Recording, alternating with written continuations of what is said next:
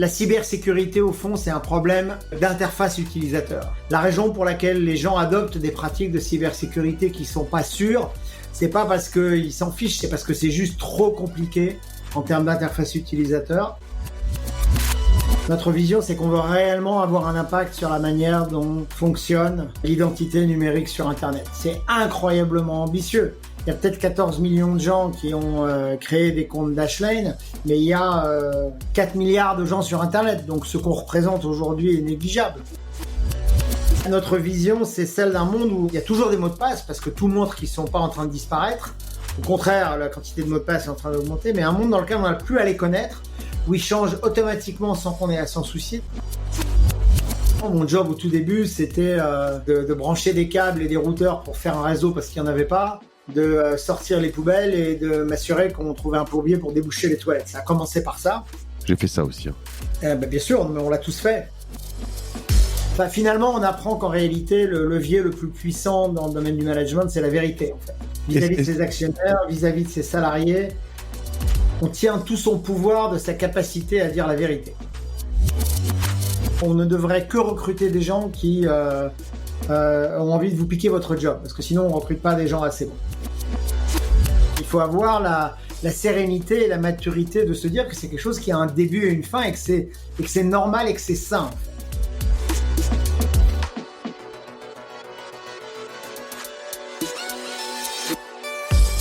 Nous sommes la moyenne des personnes que nous fréquentons. Je suis Mathieu Stéphanie, entrepreneur récidiviste et cofondateur de Cosa Vostra, agence de conseil tech et créative. Avec Génération Do It Yourself, je vous propose de rencontrer ensemble des entrepreneurs, sportifs ou artistes qui vont littéralement faire exploser notre moyenne.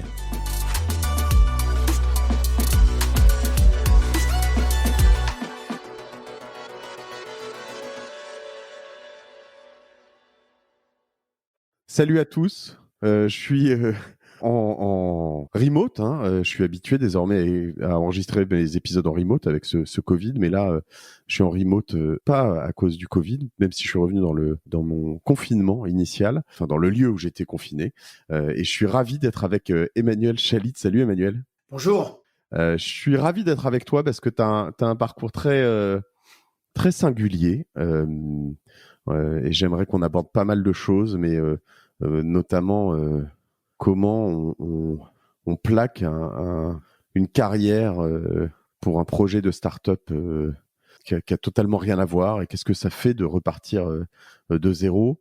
Je voudrais qu'on parle aussi de comment on lève plus de 100 millions de dollars avec des fonds comme Sequoia, ce que ça représente, voilà. Et puis je voudrais aussi parler évidemment de Dashlane, de tout ce que tu fais, pourquoi tu le fais. Parce qu'en fait, quand tu mets ça en perspective du montant levé par rapport à Dashlane et la notoriété de Dashlane en France, finalement, je trouve que vous êtes presque sous-exposé, même si en fait, je crois que ton marché principal, territoire principal est bien entendu l'Amérique du Nord, si je me trompe pas, en tout cas le monde au moins, mais particulièrement l'Amérique du Nord. Et voilà, ça fait pas mal de choses au menu aujourd'hui. Avant tout ça, je vais te poser une question, mais avant de te poser cette question ou de te proposer de te présenter, je voudrais juste remercier Ilan Abeacera qui nous a mis en relation, qui avait fait un super épisode avec toi aussi. Voilà, donc Ilan, je t'embrasse. Et Emmanuel, à toi, je te propose donc de te présenter. Bonjour et merci de l'opportunité de passer ces 2 heures avec toi et tes auditeurs. Donc, je m'appelle Emmanuel Chalit, je suis d'origine française, même si j'en suis bientôt à ma 17e année aux États-Unis en plusieurs épisodes. Et je suis le CEO de ce qu'on appelle une late stage startup qui s'appelle Dashlane, qui est une entreprise basée dans plusieurs villes dans le monde.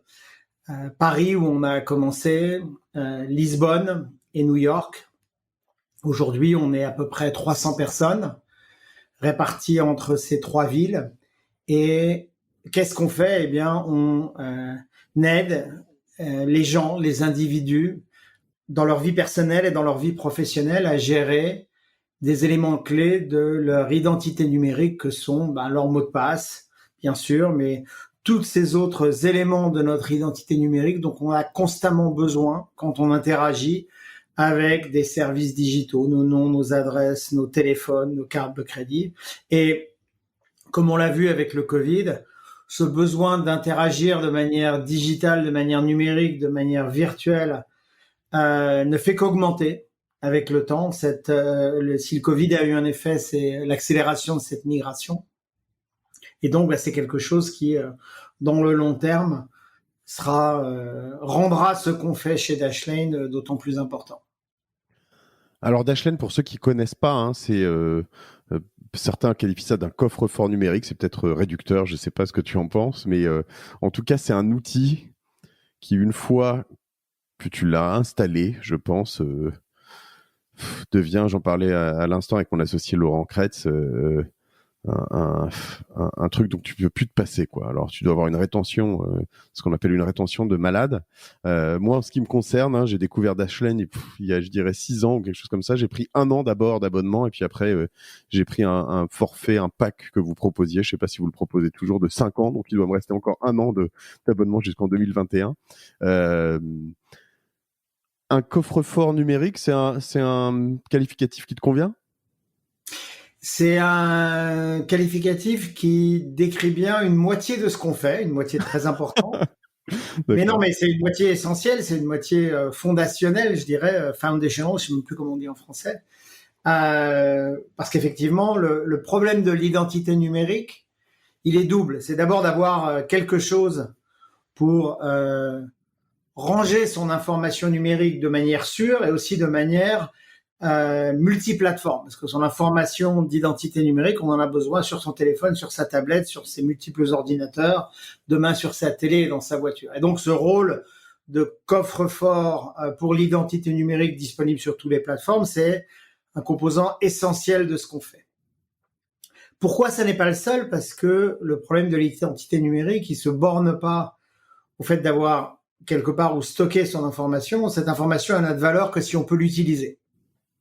Et ce qu'apporte Dashlane, et c'est un des piliers de votre technologie, c'est la capacité à faire en sorte que cette information, qui est maintenant stockée de manière sécurisée dans ce coffre-fort numérique sur toutes les plateformes de l'utilisateur, un client de Dashlane puisse l'utiliser de manière quasi automatique. Quand on visite un site internet, on n'a plus besoin de taper ses identifiants. Quand on installe une app sur un nouveau téléphone, on n'a plus non plus besoin de taper ses identifiants. Quand on fait des achats, on n'a pas besoin de rentrer son adresse et sa carte de crédit. On automatise tout ce processus-là. Et donc, c'est réellement, c'est pour ça que je disais 50%. 50% de ce qu'on fait, c'est de rendre cette information disponible partout. Mais les autres 50% qui sont clés, c'est d'en rendre l'utilisation facile, voire complètement transparente, dans la mesure du possible, sur de plus en plus de plateformes. C'est un gros défi, en effet, hein, l'expérience utilisateur dans tout ça. C'est-à-dire qu'en gros, hein, j'enregistre mes mots de passe au fur et à mesure que je les utilise dans Dashlane, qui est connecté à mon navigateur. Donc moi, en ce qui me concerne, c'est Chrome. Je suis en ce qui me concerne sur Android, donc dès que je vais utiliser, comme tu le dis, une application, je prends, je sais pas moi, un compte Google pour Gmail ou un compte Facebook, TikTok, LinkedIn, et puis à chaque fois que je vais me connecter, si j'ai l'application Dashlane qui est bien installée sur mon navigateur, sur mon téléphone, ou voilà, j'ai tout qui se connecte tout seul, et après, évidemment, ça me fait de l'autocomplétion, donc ça me remplit automatiquement tous les formulaires, ça stocke et mémorise mes cartes bleues, donc ça me permet de payer vraiment en choisissant juste la carte bleue, et puis après par tout un processus d'identification, que ce soit digital avec l'empreinte digitale, peut-être la reconnaissance faciale, enfin qui est faite soit par le device, soit peut-être par Dashlane directement. En tout cas, je peux vraiment m'inscrire, me connecter, payer, tout ça hyper simplement. C'est bien résumé? Absolument. Ok. Alors, avant de rentrer dans l'histoire de Dashlane et de comment vous êtes arrivé là où vous êtes, il y a quand même une anecdote assez folle, c'est que je crois que vous avez annoncé, ça aussi je veux savoir ce que ça donne, hein, mais vous étiez annonceur dans le Super Bowl 2020, il me semble. Hein. Absolument. Alors c'est un choix qu'on a fait après y avoir beaucoup réfléchi, parce que c'est un peu dans le monde des startups, c'est un peu caricatural. On lève beaucoup d'argent et on fait une pub au Super Bowl. Oui. La raison pour laquelle on y a beaucoup réfléchi, on a décidé de le faire et la suite a prouvé qu'on avait fait le bon choix, c'était que d'abord le Super Bowl, c'est un moment assez unique dans les médias dans le monde parce que c'est un des rares moments où on parle presque plus des pubs autour de l'événement que de l'événement lui-même. Mmh. Ça n'a pas d'équivalent. Et c'est devenu un vrai moment culturel unique dans lequel les conversations avant le Super Bowl, pendant le Super Bowl et pendant pas mal de temps après se gravitent autant autour du match lui-même que autour de toutes les publicités qui viennent peupler ce Super Bowl. Donc ça, c'est la première raison. Ouais, elles sont analysées comme je le fais là, en fait, finalement. C'est-à-dire que ça devient un événement en soi. J'en parle Absolument. maintenant parce que vous l'avez fait, quoi. Absolument. Alors la deuxième chose, c'est que le choix stratégique qu'il y avait derrière ça, c'était de se dire, on pense qu'on entre maintenant dans la phase où ce besoin de gérer son identité numérique devient un besoin grand public. Et donc, si c'est le cas, quel meilleur moyen que de signaler ça au marché, mais aussi d'ouvrir un peu cette ère. Bah, on va faire parler de ce sujet de la manière la plus grand public possible, qui est le Super Bowl, et on a choisi ça. On a choisi de le faire avec un spot télé qui était réellement très grand public, qui s'appuyait beaucoup sur l'humour et sur lequel les médias ont écrit exactement ça, c'est-à-dire que ça signalait l'arrivée du password management dans le domaine du grand public. Et je suis désolé si j'emploie un terme américain, parce que je suis pas sûr de ce qu'est l'équivalent français, mais ce que les médias, ce que les journalistes, ce que le secteur ont dit, c'est que c'était incroyablement relatable, ce qui veut dire que les gens se sont reconnus dans l'histoire de ce type qui se retrouvait, qui venait de mourir, qui était dans la barque du nocher en train de se diriger le long de la rivière Styx vers soit le paradis, soit l'enfer, et à qui on demandait, pour décider s'il allait aller au paradis ou en enfer, de donner un mot de passe. Et donc le signal culturel qu'on a voulu marquer de ce point de vue-là a vraiment, vraiment bien marché. Et ça, c'est des choses, parce qu'on a tous dans nos startups cette culture du ROI, c'est des choses que vous avez pu mesurer, du coup, ou c'est des mesures à l'ancienne par des études d'impact? Alors, il y a aujourd'hui des outils qui permettent de mesurer en temps réel, avec des modèles de trafic, l'impact d'un spot comme ça, mais quand on fait nous, on a depuis des années développé beaucoup de savoir-faire dans le domaine du performance marketing. On a investi des sommes progressivement de plus en plus importantes au fur et à mesure du développement de la société dans du performance marketing classique, dont on est capable de mesurer l'efficacité quasiment en temps réel. On est capable de prévoir la conversion d'une cohorte d'utilisateurs pour les 5 années à venir au bout de 3 à 4 jours d'activité de cette cohorte. Et donc ça, ce savoir-faire, on l'a déjà. Là, on poursuit un objectif différent qui est celui d'établir une marque dans un secteur émergent. Okay. Et donc l'horizon de temps sur lequel ça se mesure n'est pas le même en fait. Ce qui est le but d'un spot au Super Bowl comme on l'a fait, on n'a pas fait un spot qui montrait le produit. On n'a pas fait un spot qui disait, qui était ce qu'on appelle un spot de marketing direct. C'était vraiment un spot de branding dans l'objectif de commencer à investir, et c'est un investissement qui se fait sur une période longue, dans la création d'une marque, parce qu'une marque, c'est un actif clé dans une catégorie émergente. Et donc, on n'en mesure pas l'impact directement sous forme de combien de nouveaux comptes on a générés, mais on en mesure plus l'impact combiné à d'autres investissements liés à la marque sur une période de 12 à 18 mois. Très bien. Et ça a été fait dans le cadre, alors c'est une question que j'allais potentiellement garder pour plus tard, mais allons-y directement. Quelques mois auparavant, tu as recruté une CMO, c'est ça? Oui. Un peu star, hein, si je puis dire, qui est comme enfin un très gros nom. CMO, c'est Chief Marketing Officer, donc en français on dirait une directrice marketing, mais CMO c'est quand même plus chic dans l'univers des startups, qui s'appelle Joy Howard, qui est une ancienne donc de qui est une ancienne de vice president de marketing de Patagonia, Sonos, Lyft, c'est quand même en termes de start-up. Et j'aimerais savoir un profil comme celui de Joy, ça doit coûter une fortune, j'imagine. C'est pareil, comment on décide un jour de se dire attends, je vais investir dans l'humain sur une personne, et quel est l'impact d'une personne comme ça dans une boîte comme une late stage startup comme Dashlane?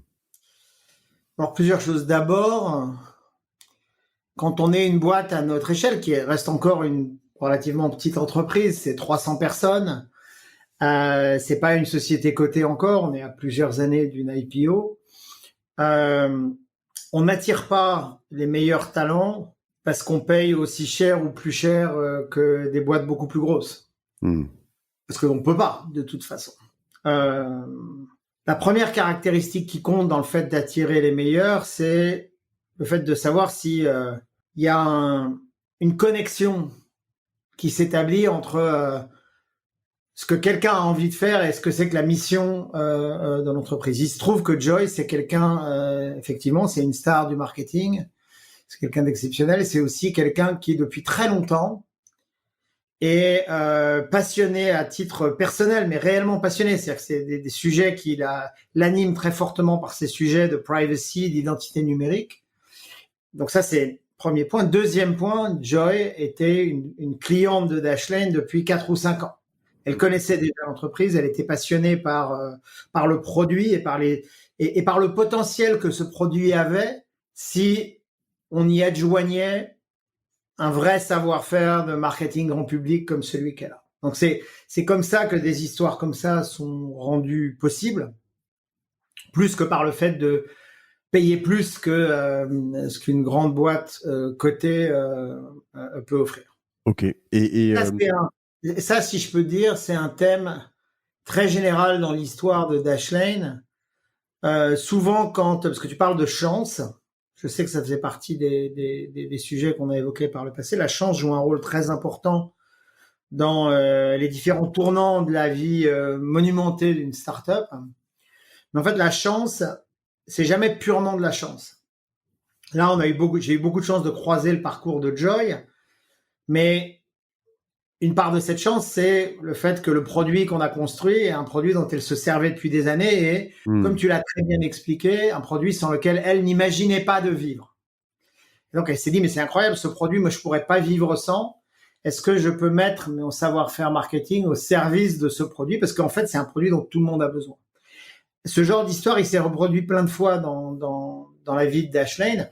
Tu parlais tout à l'heure de la série D très importante qu'on a levée avec Sequoia, parce que c'était quasiment 110 millions, cette série D. Ça aussi, c'est une histoire où Jim Goetz, qui est le partenaire de Sequoia, que je connaissais depuis des années, qui a poussé pour faire cet investissement, à un moment où nous, on n'avait pas forcément décidé de lever du capital, Jim, il utilise Dashlane depuis des années. Pas mal de partenaires chez Sequoia utilisent Dashlane. Donc, si tu veux, on a la chance, parce qu'on a fait un produit au départ grand public, même s'il y a un élément B2B aujourd'hui, mais un produit que tout le monde peut utiliser, dont tout le monde a besoin, que beaucoup de choses dans notre histoire, partenariat, levée de fonds, recrutement arrivent parce que on rencontre quelqu'un qui dit ah oui, mais bien sûr que je connais Dashlane, je m'en sers tous les jours. Ça ouvre plus de portes que n'importe quoi. Oui, clairement. Et c'est vrai que, alors je vais revenir là-dessus parce que c'est hyper intéressant sur cette série D. Pour rester sur la partie marketing, qu'est-ce qu'une personne comme Joy, du coup, tu parlais de performance marketing tout à l'heure mais qu'est-ce qu'elle apporte en plus à une startup comme vous par rapport à des profils, on va dire plus tactiques, techniques qu'on va chercher dans des early startups pour mettre en opposition aux late startups. Quelle est la vision de scale, enfin je sais pas, de très gros impact qu'elle peut. Est-ce qu'il y a des choses notables que tu as pu, et j'imagine, mais voir, identifier depuis qu'elle est là? Oui, puis avant même qu'elle ne vienne, parce que c'était effectivement un élément de la décision. Dans les premiers stades du développement d'une startup, en particulier quand on a un produit qui monétise bien, pardon de l'anglicisme, ce qui est évidemment le cas de Dashlane. La première phase, la première strate de marketing à laquelle on s'attache, c'est effectivement le performance marketing. Pourquoi? Parce que si on a les bons outils et les bons talents, la bonne marketing stack, c'est facile à mesurer, c'est facile à optimiser, enfin c'est facile. Avec la bonne expertise, et on est capable de très facilement démontrer que si on dépense X centaines de milliers ou X millions de dollars, le ROI, le payback, la lifetime value, etc., sont des choses qui sont très calculables. Donc, du coup, c'est naturel au début de la vie d'une startup de se tourner vers cette forme de marketing, et nous, on a su le faire, ce qui nous a permis de lever, avant même la série D, des quantités importantes de capitaux, puisqu'on avait déjà levé quasiment 100 millions d'euros avant de faire cette série D, de dollars, pardon. Mais il arrive un moment où, en particulier quand on est sur des marchés naissants, où on commence à toucher les limites du performance marketing, et Joy Howard a une métaphore très bien pour expliquer ça. Le performance marketing, en fait, on pêche dans le même étang tout le temps, et au bout d'un moment, quand on pêche trop dans le même étang, il n'y a plus de poissons. On épuise l'étang. La phase d'après, pour réalimenter l'étang, c'est le brand marketing. C'est le fait de créer une marque, c'est le fait d'aller bien plus en amont dans la prise de conscience par les consommateurs de l'existence du problème, du sens de la marque, pour créer une demande qui sinon s'épuise. Et là, ça passe par des approches complètement différentes. Il faut créer une marque, il faut créer cette association qui est une association de long terme dans l'esprit du consommateur, où quand ils entendent parler du problème, ils savent, oui, ce problème-là, effectivement, il y a un nom qui est associé dans mon esprit à ça, et même si au moment où j'ai entendu ce nom, la première fois, la deuxième fois, la cinquième fois, la 10e fois, j'ai pas agi, maintenant que le pain point devient suffisamment réel, je sais vers qui me tourner. Et ça, c'est un travail de fond parce que ça demande plus de temps, ça demande des moyens importants, et ça demande aussi, et c'est ce que Joy apporte, 2 ingrédients clés qui sont pas forcément indispensables pour le marketing, le performance marketing. Le premier, c'est la compréhension fine des courants culturels qui traversent la société, parce que c'est en s'accrochant à ces courants culturels qu'on arrive à intégrer les éléments pertinents des discussions qui ont lieu au sein de la société. Puis la deuxième, c'est la capacité à détecter et à attirer les meilleurs talents créatifs. Le parfait exemple, c'est le spot du Super Bowl. Nous, on est une boîte qui a des moyens beaucoup plus petits que la quasi-totalité des marques qui ont fait des spots au Super Bowl. Notre spot, il a été fait avec des moyens assez limités. N'empêche que dans la plupart des articles qui parlaient du Super Bowl, quand ils mentionnaient les 5 meilleurs spots du Super Bowl, le nôtre était régulièrement mentionné. Non pas parce qu'on y a dépensé plus d'argent, on y a dépensé moins que les autres, mais parce que le niveau du travail créatif, de l'inventivité, de l'humour était, et puis de la pertinence par rapport aux questions qui circulent dans la société était là, quoi. Donc ce qu'apporte Joy, c'est ça aussi, c'est cette capacité à trouver, recruter, connaître les meilleurs talents créatifs, parce que c'est comme ça qu'un message perce aujourd'hui. Donc vous pêchez aujourd'hui sur un chalutier dans l'océan, quoi. Vous êtes plus sur une barque dans votre petit lac. On commence, mais c'est un travail long. Non, on commence juste, c'est un travail long, difficile, c'est un travail où il faut beaucoup de capacité à garder le cap, parce que on voit pas les résultats tout de suite, on voit pas les résultats avant un moment, et c'est pas forcément facile pour des investisseurs qui ont été habitués à un monde dans lequel tout se mesure à la semaine ou au mois, de dire là on va faire quelque chose qui coûte relativement cher et dont on pourra mesurer les résultats au bout de 6 mois ou au bout de 12 mois. C'est un changement de mindset qui est pas toujours facile à opérer, en particulier quand tout à coup il y a cette chose qui s'appelle le Covid qui surgit en plein milieu de l'échiquier et qui rend tout le monde plus prudent, plus inquiet, et qui aussi change complètement le fonctionnement des marchés de médias. Tu me donnerais le montant ou le montant approximatif de ce que coûte un spot dans le Super Bowl? Alors, on peut le trouver à droite à gauche peut-être, mais plus la créa, plus le... Non, parce que ça varie beaucoup en fonction de est-ce que c'est national, est-ce que c'est par marché. La seule chose que je peux dire, c'est que nous, on n'a pas fait un achat national, on a fait un achat sur une dizaine de marchés stratégiques pour nous aux États-Unis, les conurbations qui étaient les plus importantes. Donc ça nous a coûté nettement moins cher que ce que certaines grandes marques dépensent quand elles font un achat national. Mais néanmoins, ça a eu une retombée importante. Donc, je pense qu'on a été quand même efficace dans notre investissement. Très bien. Avant de comprendre un peu la genèse de tout ça, j'aimerais savoir comment, et c'est une question à laquelle j'ai pas vraiment de réponse, c'est juste basé sur la confiance en ce qui me concerne, mais comment tu me garantis, puisque on voit que la CIA peut se faire hacker, que plein de services se font hacker, comment Dashlane et tes confrères concurrents, il y en a quelques-uns, vont me garantir que en fait ce que je mets chez vous est, je sais pas si on peut dire inviolable, mais en tout cas plus sécurisé qu'ailleurs? Alors, c'est une question fondamentale. C'est une question, je dirais, constitutive pour une entreprise comme la nôtre, parce qu'aujourd'hui, il y a 14 millions de gens dans 150 pays qui nous ont fait confiance et nous ont remis des informations extrêmement sensibles. Bien évidemment, tous leurs identifiants pour aujourd'hui quasiment 1 milliard de comptes numériques, mais aussi des numéros de carte de crédit, des numéros de compte en banque, des informations qui dans certains pays, comme les numéros de sécurité sociale aux États-Unis, peuvent être utilisés pour faire du vol d'identité. Donc, à l'évidence, nous, c'est pas juste que ça serait compliqué si on était hacké, c'est que c'est une condition même de notre existence que de fournir un niveau de protection sans équivalent à ce qui existe ailleurs. Et ça a été le cas dès notre fondation. On a toujours réfléchi suivant un principe qui porte un nom en anglais qui s'appelle Zero Knowledge. Qu'en fait, la seule manière de construire quelque chose qui est toujours quasiment, parce que rien n'est impossible à pirater, c'est en fait de construire un système dans lequel on part de l'hypothèse qu'on va être hacké un jour. Okay. Et que donc, on doit construire un système dans lequel les informations de l'utilisateur ne sont pas accessibles, même si nous, en tant qu'entreprise, on est hacké. C'est ça c'est-à-dire que par principe, on ne se fait pas confiance à nous-mêmes. On considère par avance qu'un jour Dashlane peut être compromis.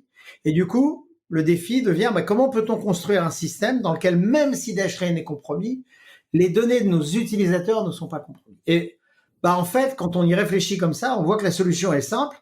Ça veut dire qu'il faut construire un système dans lequel nous, on n'a pas les données de nos utilisateurs. Okay. Donc en fait, comment ça marche ? Quand un utilisateur...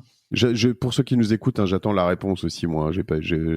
Ça paraît simple à Emmanuel, mais je l'ai pas encore complètement saisi, donc j'attends la suite.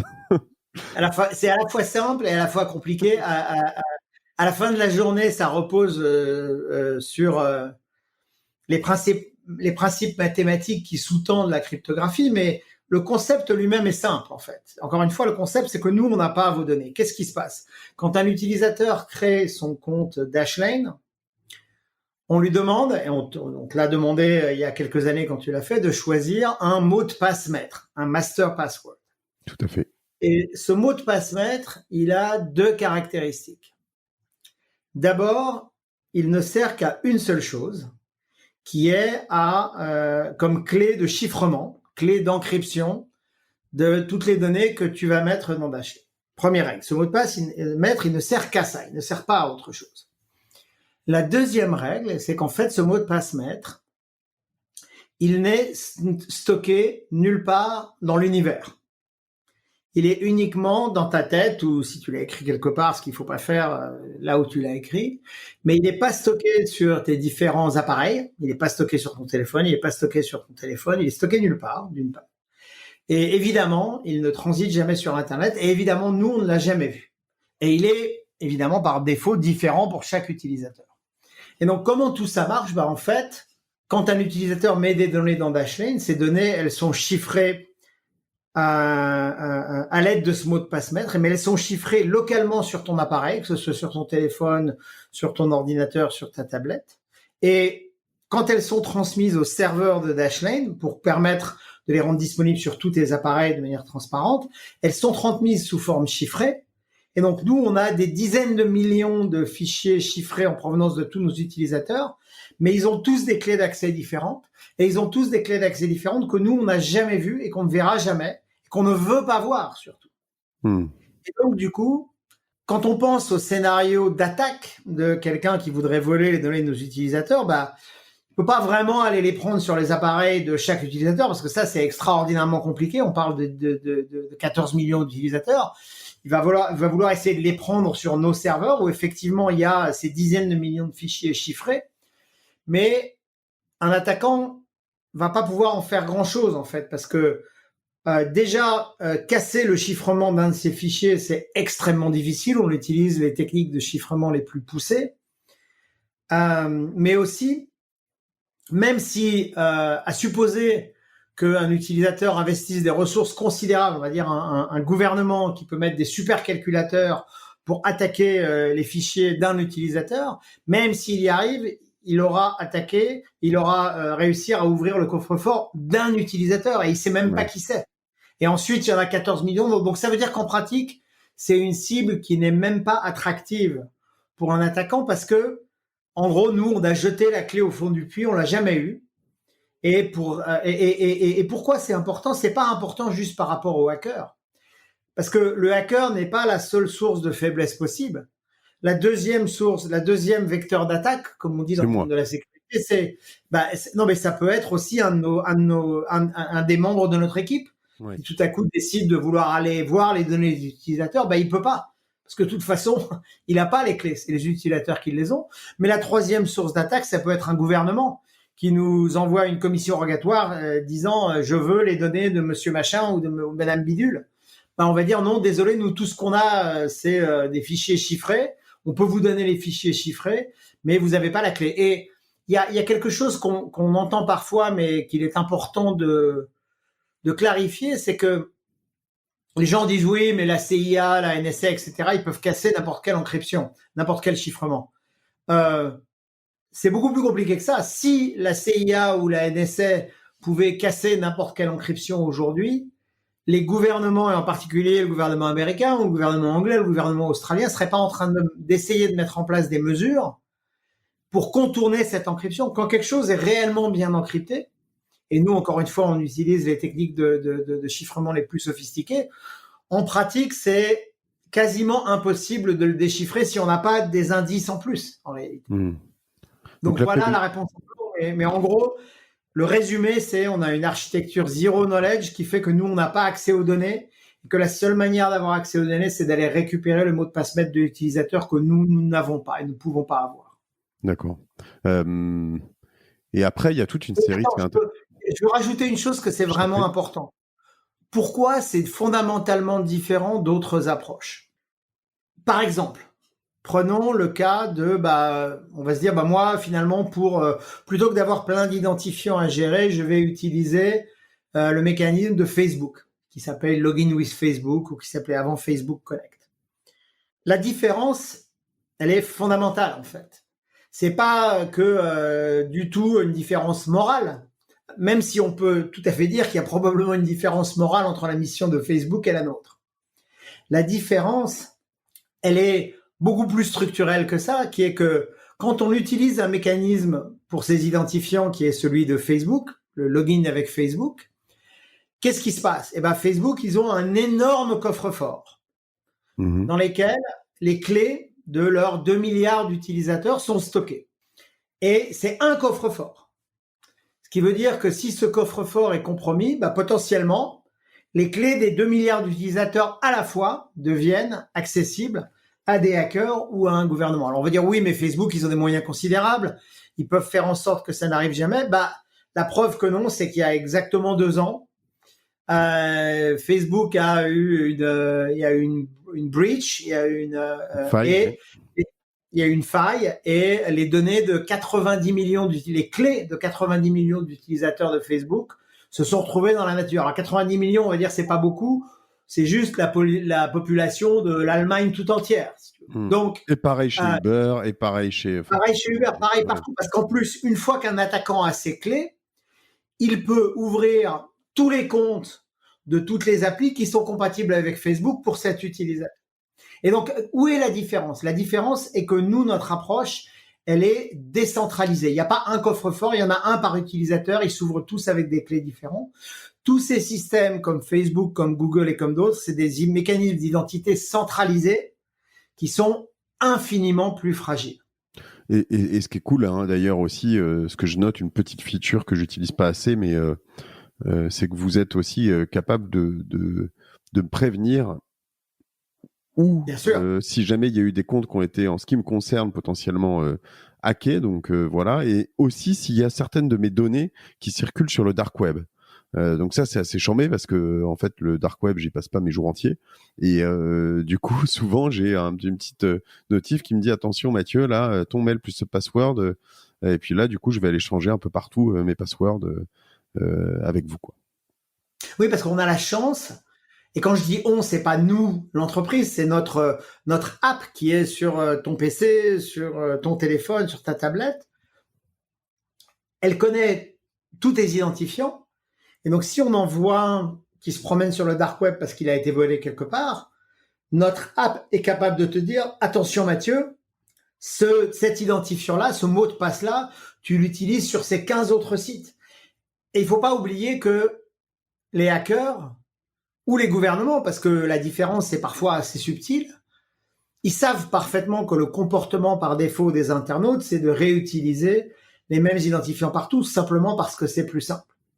Et donc, quand ils volent un identifiant quelque part, la première chose qu'ils font, c'est qu'ils vont le réessayer ailleurs, parce que dans 80% des cas, le même identifiant va marcher. Parce que la manière dont on aime décrire le problème, c'est on dit que la cybersécurité, au fond, c'est un problème d'interface utilisateur. La raison pour laquelle les gens adoptent des pratiques de cybersécurité qui sont pas sûres, c'est pas parce qu'ils s'en fichent, c'est parce que c'est juste trop compliqué en termes d'interface utilisateur, à part si on utilise un produit comme Dashlane, d'avoir des identifiants différents partout. Alors, j'ai actuellement 68 mots de passe à changer sur mon Dashlane, 148 mots de passe compromis, dont apple.com, le truc que j'ai pas vérifié depuis trop longtemps. Il va falloir que je fasse quelque chose. Merde alors. Bon, je vais devoir passer un petit peu de temps quand même pour aller retravailler tout ça.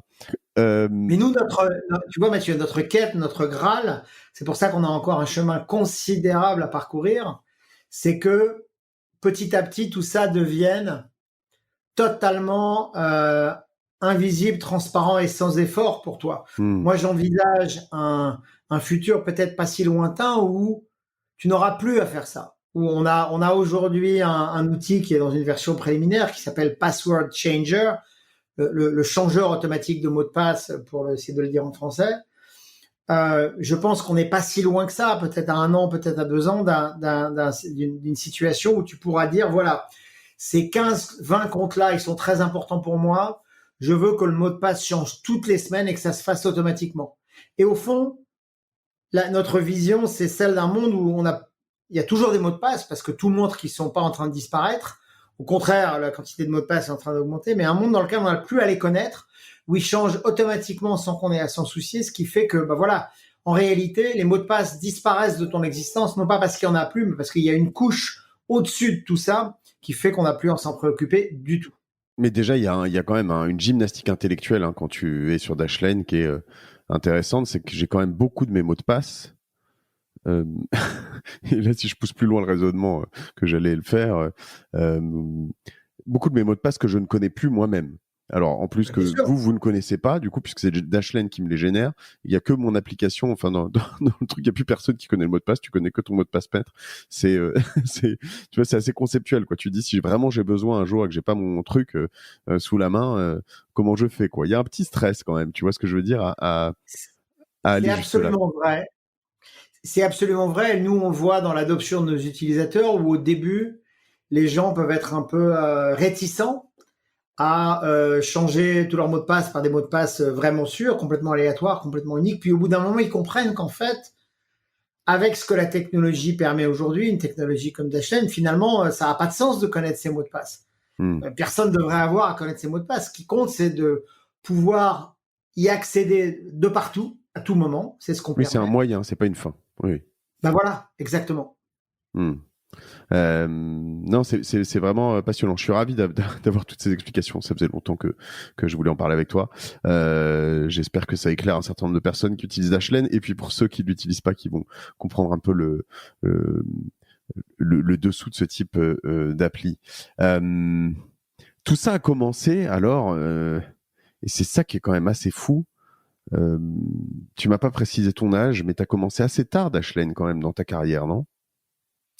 Ah oui, oui, oui, oui, absolument. Moi, je viens de fêter mes 57 ans. Ouais, Et donc, j'ai commencé Dashlane quand j'en avais 47. ouais. Et t'avais Après jamais avoir entrepris dirigé... avant? Pardon? C'était ta première entreprise que tu créais? Non, c'était pas la Non? première. J'avais D'accord, déjà créé une start-up pendant mes 3 années de Polytechnique. Dans le cadre d'accord. de la junior entreprise, j'avais fait une première start-up d'informatique à l'époque. Ok, Euh, J'en ai quasiment créé une ou fabriqué une en rassemblant plusieurs startups quand je travaillais pour Vivendi dans les années 98-2000, pendant ce qu'on appelle la première bulle Internet. ouais. Donc en l'instant, c'est ma troisième startup. Mais celle-là, c'est celle sur laquelle j'ai passé le plus d'années, puisque ça fait 10 ans. Et c'est une aventure qui a commencé fin 2010, effectivement. Hmm. Ouais, sachant qu'en effet, entre-temps, alors, et c'est on va dire la plus sérieuse, parce que, alors tu as mentionné en effet Polytechnique, on va y revenir. Je crois que tu es passé par la case Harvard aussi, mais tu as eu une carrière très, finalement très corporate quand même, hein, dans toute une partie de ta vie. Je vois Vivendi, La Martinière, CBS Outdoor, CEO. CBS, c'est quand même un mastodonte de l'affichage, hein, extérieur. Comment, on pourra revenir sur tous ces passages, et voilà, mais comment un jour tu te dis en 2010-2011, tiens, je vais quitter ce job de CEO, j'imagine avec tout ce qui va avec, un package intéressant. Alors CBS en plus c'est vraiment worldwide, donc tu devais voyager beaucoup pour te dire tiens, je vais fonder une boîte qui va gérer tes mots de passe, quoi. C'est quoi le trigger? Alors, d'abord, il se trouve que la séquence était un peu différente, c'est-à-dire que j'ai quitté la direction, la présidence du directoire de CBS Outdoor France, donc effectivement l'un des leaders de l'affichage en France, qui était un job, ouais, qu'on peut tout à fait appeler corporate, après des années de direction générale dans différents métiers, des médias, de l'édition, de la technologie. Et quand j'ai quitté CBS Outdoor, j'avais pris une décision qui était que parce que moi mon métier c'est de diriger des entreprises, qui était que la prochaine entreprise que je dirigerais serait une entreprise purement de technologie. Moi au départ ma formation c'est je viens du monde du développement logiciel, j'ai fait un Hmm. PhD, je fais un doctorat d'informatique consacré à des algorithmes de navigation pour des robots autonomes d'exploration de Mars. Donc j'ai un background très technique, mais il En se effet, trouve que après j'ai fait Polytechnique, ouais. oui, après Polytechnique, ouais. Mais il se trouve que j'ai fait l'essentiel de ma carrière de manager dans des métiers de contenu ou de médias, parce qu'il se trouve que voilà, mon histoire familiale me rapprochait de ça. Et Tu à peux m'en chaque dire un peu fois, plus? quand je travaillais dans l'édition, quand je travaillais dans la publicité, quand je travaillais dans le jeu vidéo, à chaque fois, j'étais ramené à cette fascination pour la technologie et ce manque que j'avais de finalement, enfin, je travaillais dans l'édition et le soir quand je rentrais chez moi, j'écrivais du code.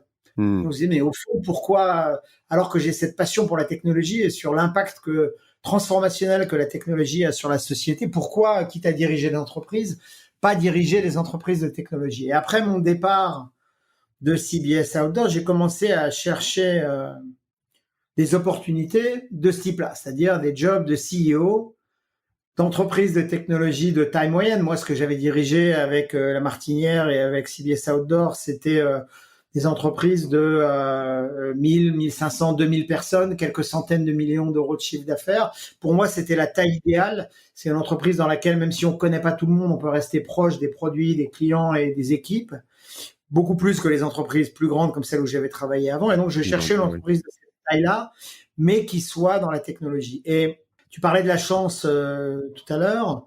Un jour, je tombe sur une annonce sur LinkedIn qui avait été postée par un entrepreneur français qui s'appelle Bernard Liotto, qui avait été à l'origine d'un des Business premiers Object. grands succès de la tech, qui s'appelle Business Object. Ouais. Et Bernard, avec 3 jeunes centraliens, avait commencé à travailler sur ce projet qui s'appelait même pas Dashlane.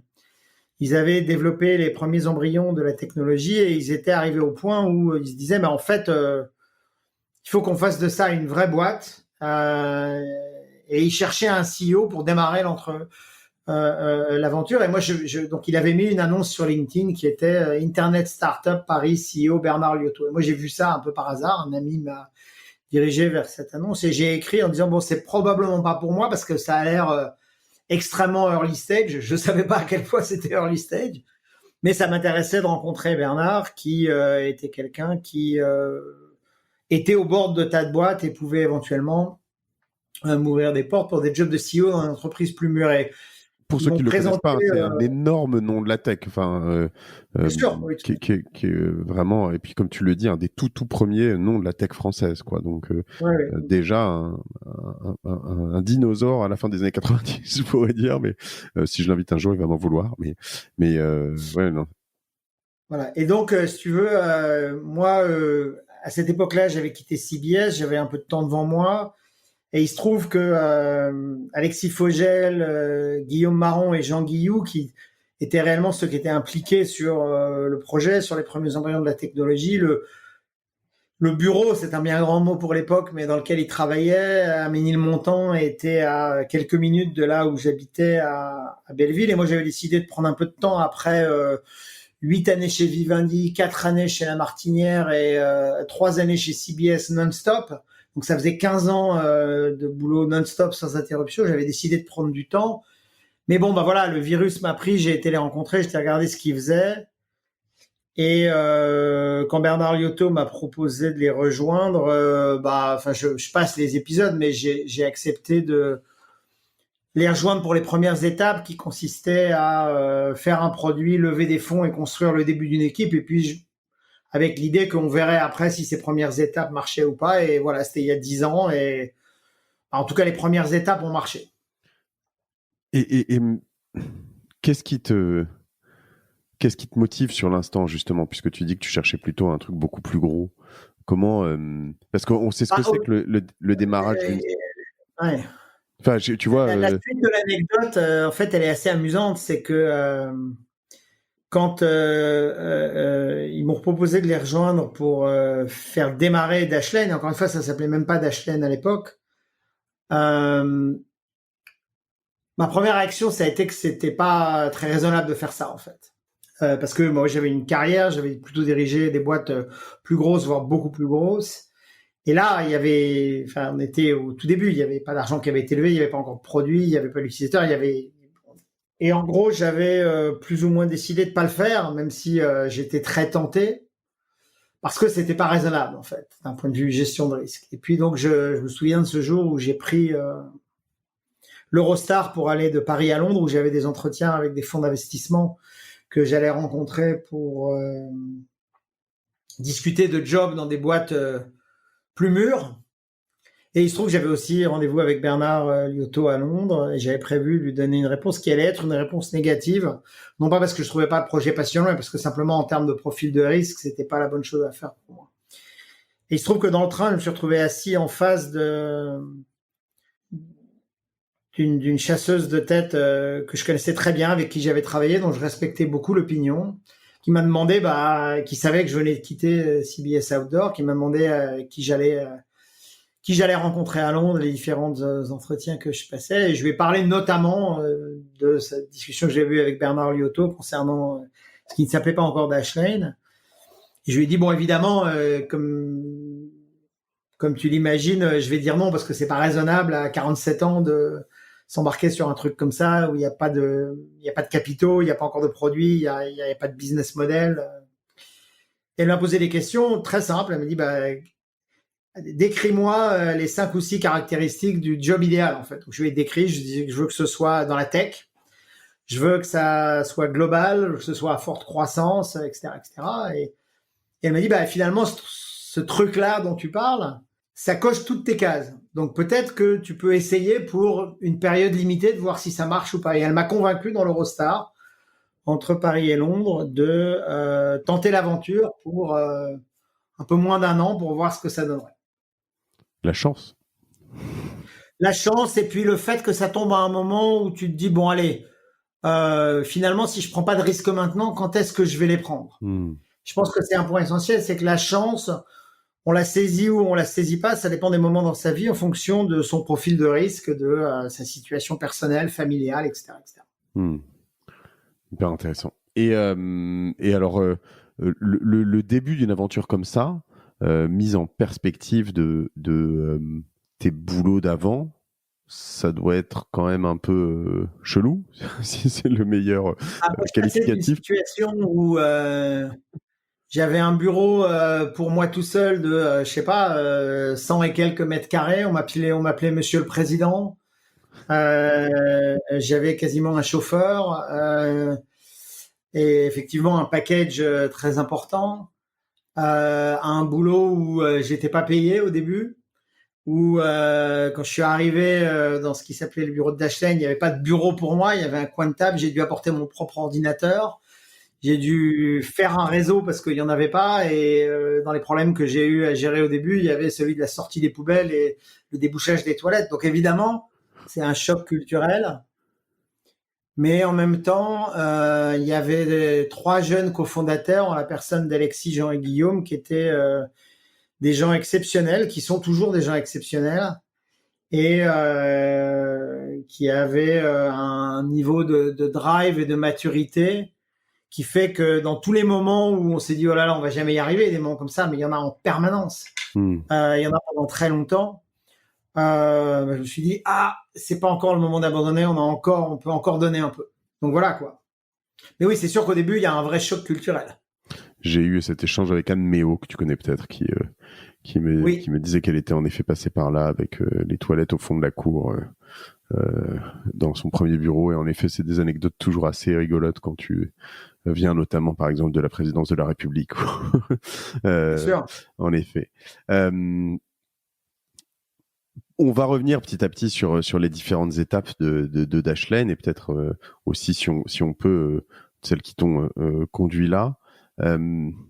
Je regarde en parallèle en même temps la direction de Dashlane. Donc je vois que Jean et Guillaume sont toujours là, Alexis, j'ai peut-être parti. Je vois quand même encore beaucoup de noms français.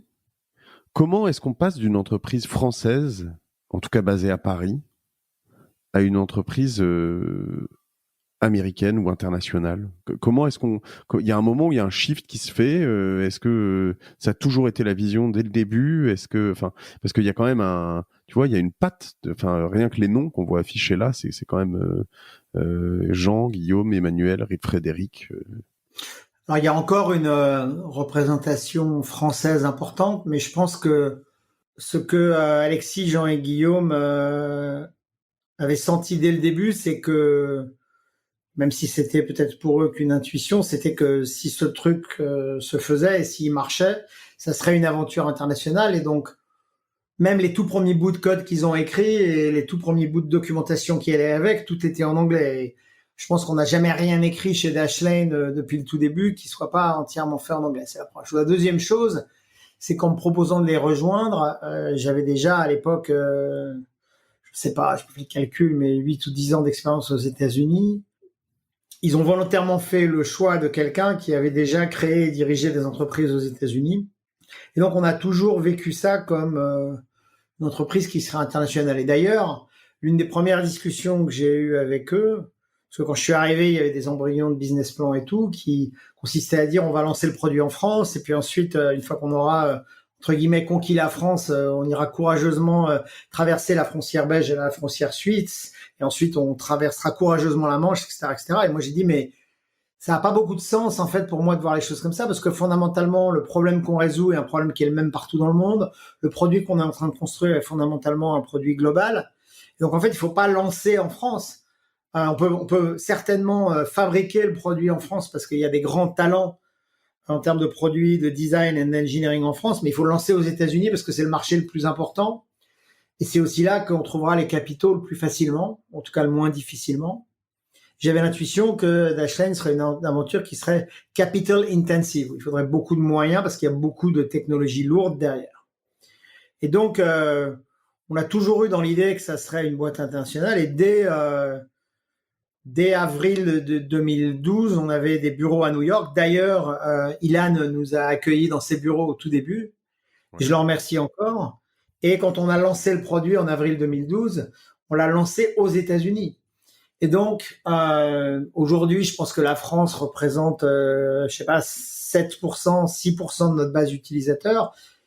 Mais ça n'a jamais été plus de 10 ou 12%, en fait. Ça a toujours été un produit international, une équipe très internationale. Et d'ailleurs, aujourd'hui, si je regarde la composition de l'équipe à Paris, il y a pas loin de 35 à 40% des gens dans l'équipe de Paris qui ne sont pas français, qui parlent même pas français. Il n'y a pas une réunion, il n'y a pas un document à Dashlane qui soit pas entièrement en anglais. Donc, on se voit pas comme une boîte française.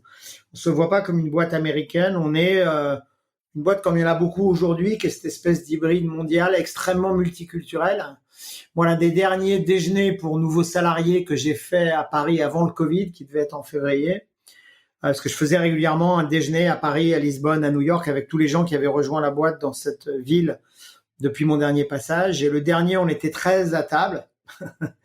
Et sur les 13 personnes, on n'était que 2 Français, en fait.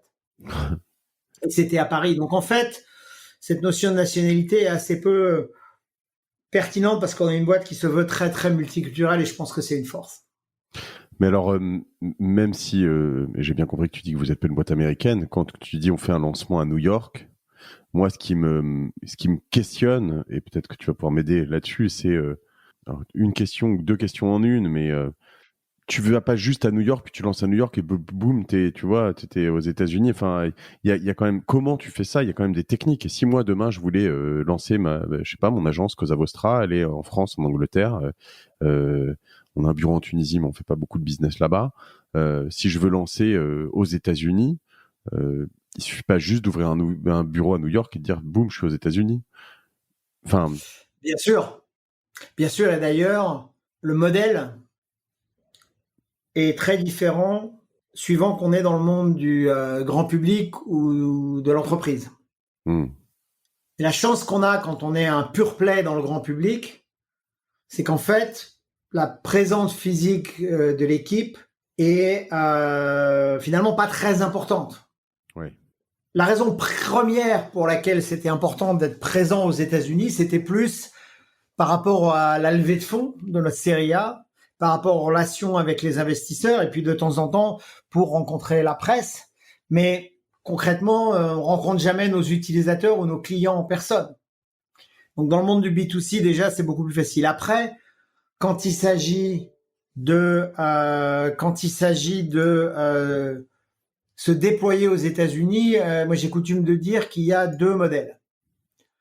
Le premier, c'est un modèle que j'appelle un modèle d'expansion commerciale américaine, c'est-à-dire on a lancé un business d'abord en Europe ou d'abord en France.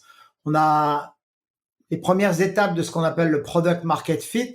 Je ne sais pas s'il y a un équivalent en français. On a prouvé le modèle sur la France ou sur le marché européen et on voit les États-Unis comme une opportunité d'expansion commerciale. Ouais. Ça, c'est un modèle où il faut déjà avoir levé suffisamment d'argent avant de faire ça, parce que là, pour le coup, comme les États-Unis, c'est une expansion commerciale, on fait déjà à une certaine échelle et on va devoir avoir plus de moyens et ça coûte très cher d'être présent aux États-Unis, en particulier si on veut commencer à recruter les équipes de vente.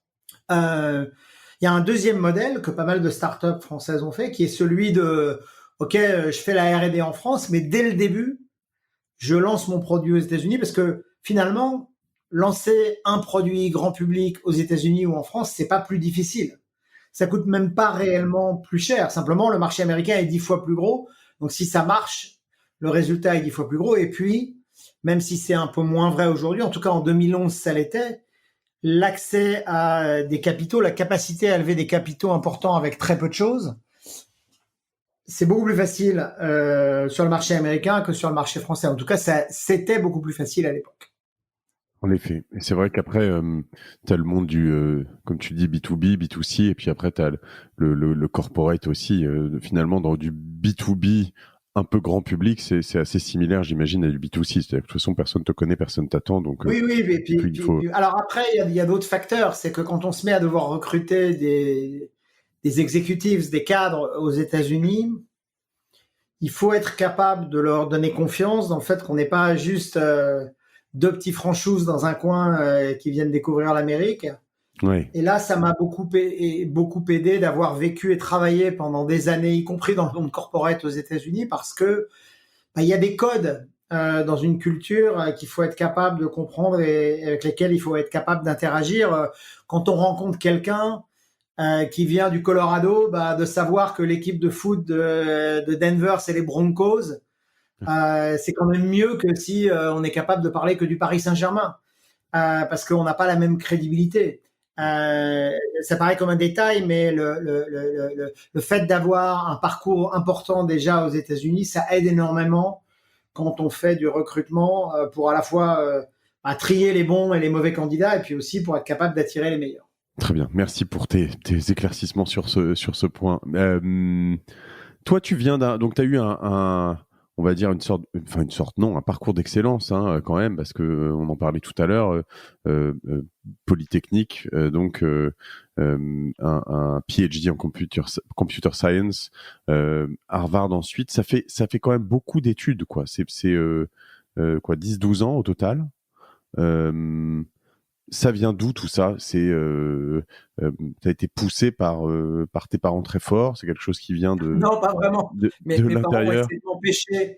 Mes parents sont journalistes et mon grand-père paternel était journaliste et éditeur de presse aussi. Donc je viens d'une famille dans laquelle, en particulier côté de mon père, et ma mère aussi était journaliste. Elle a dirigé pendant des années un mensuel en France. Et donc non, quand j'ai dit à mes parents que je voulais faire des études scientifiques à la Polytechnique, ils ont tout fait pour m'en empêcher, mais vraiment tout, parce que pour eux c'était le déshonneur absolu que de pas être un littéraire. Ils s'en sont Depuis remis. ils ont accepté que... Pardon? Ils s'en sont remis, donc, ouais. Oui, oui, ça va. Maintenant on se reparle, mais c'est vrai que ça a été des moments très durs parce que ils pensaient que j'étais pas fait pour ça, et moi je savais pertinemment que j'étais fait pour ça, à cause de la passion que j'ai pour la science et la technologie. Et donc au départ, moi je me destinais à faire de la recherche en physique théorique. Et puis je me suis rendu compte à Polytechnique que les gens qui faisaient de la recherche en physique théorique, ils étaient beaucoup plus intelligents que moi, bien meilleurs en maths que moi, et pas d'un peu, de beaucoup. Parce que là, j'ai été confronté aux meilleurs. Et je me suis dit, je vais faire un truc plus facile, je vais faire de l'informatique parce qu'en plus, ça me passionne. C'est un truc quand même. Et oui. Je te pose juste là-dessus, parce que quand tu arrives à Polytechnique, t'es passé par Henri IV. Tu dis j'ai été confronté au meilleur, c'est-à-dire qu'il y a un moment où ça doit être un choc, parce que jusque-là, c'était toi le meilleur, non? Plus ou moins? Exactement. Tu as l'habitude, sans vraiment travailler, d'être toujours le premier. Puis déjà, là, quand tu prépares les concours, tu te rends compte que, oula, on dirait qu'il y en a qui sont meilleurs que moi. Et puis après, tu arrives à Polytechnique, où là, alors je sais pas si c'est encore le cas, mais c'était à l'époque une école militaire, complètement. Oui. On te distribue les différents éléments de ton trousseau, tes chaussettes, tes slips, tes chemises, tes pantalons de treillis. Et dessus, il y a un numéro. Il y a un numéro qui est ton numéro dans ta promotion. Et ce numéro, en fait, en tout cas à l'époque, c'était ton classement d'entrée au concours. Et donc sur tes chaussettes, sur tes slips, sur ton t-shirt, il y a écrit ton classement d'entrée. Et tu vois, voilà, je me souviens même plus. Enfin, j'étais très très très loin du premier. J'étais pas le dernier non plus. J'étais quelque part au milieu. Puis il se trouve qu'un de mes meilleurs potes à Polytechnique, on a la même date d'anniversaire. Son prénom c'est Alexis. On s'est parlé sur LinkedIn il y a quelques jours. C'était un de mes meilleurs amis à Polytechnique. C'était le premier de la promo. D'accord. Et un jour, je me rappelle être parti au ski avec lui. Et on était tous les deux assez bons au ski. Il était un peu meilleur que moi, et pourtant, j'étais pas mauvais. Et puis le soir, on rentrait après notre journée de ski. Et on étudiait nos polycopiés. Pardon ? Même en ski, le salaud. Non, Ouais, je ouais. me, Alexis, il est à peu près doué à tout ce qu'il fait. Il y a des gens comme ça, hein. Bon. Et on rentrait de notre journée ski, on ouvrait nos polycopiés de mécanique quantique du professeur Badevant, que ni lui ni moi n'avions jamais lu. Et on mangeait notre goûter en lisant le polycopier de mécanique quantique. Et au bout d'une demi-heure, j'avais lu 2 pages dont j'avais compris 50%.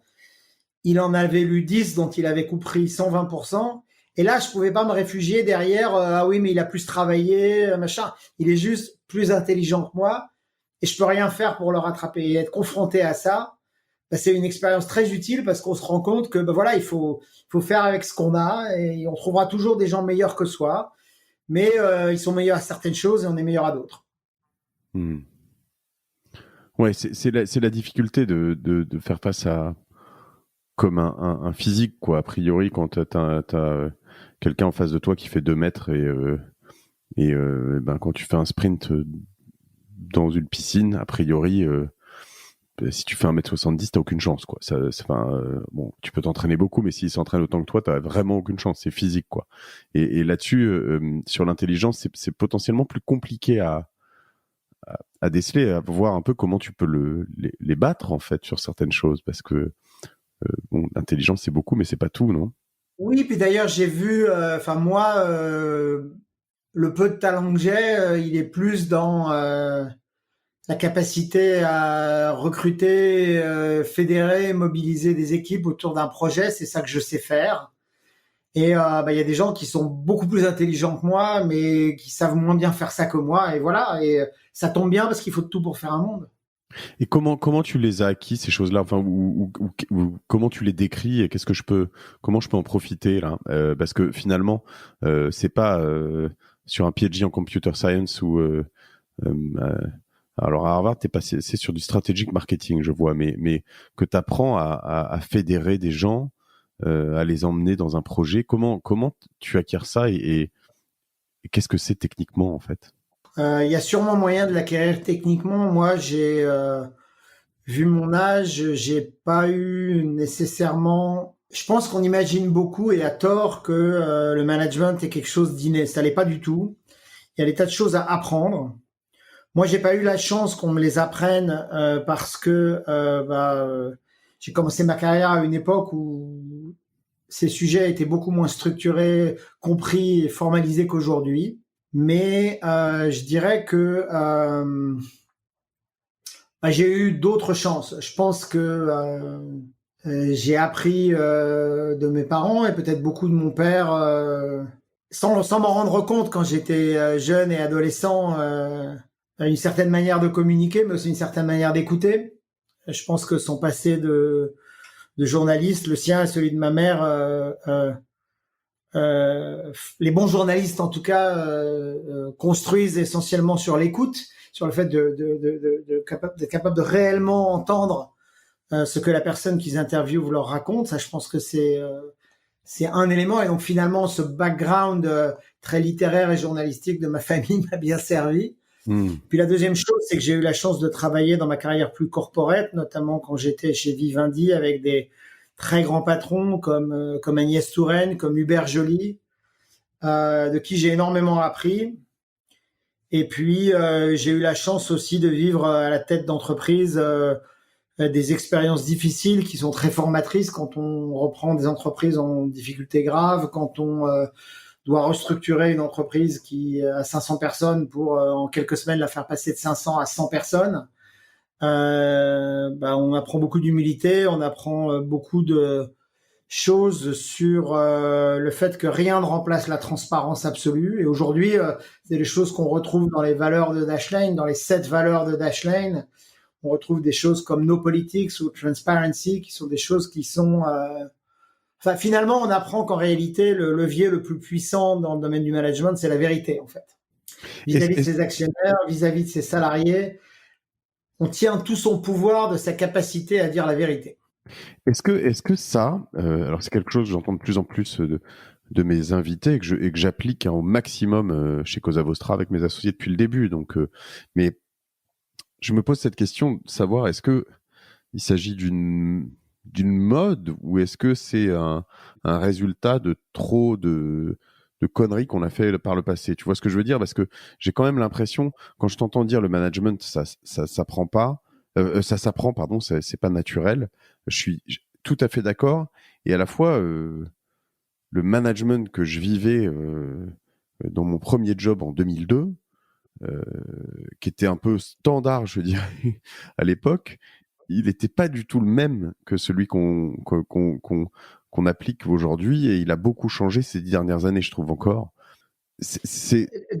Ouais, d'abord, je pense absolument pas que c'est une mode. Je pense que, et en particulier, il faut bien prendre conscience du fait que les 4 derniers mois ont changé le monde de l'entreprise de manière irrévocable. On parle du confinement, hein, pour ceux qui écouteront ça beaucoup plus tard. Ouais. On parle du confinement. On parle aussi de tout ce qui s'est passé autour de Black Lives Matter, en fait. Black Lives Matter.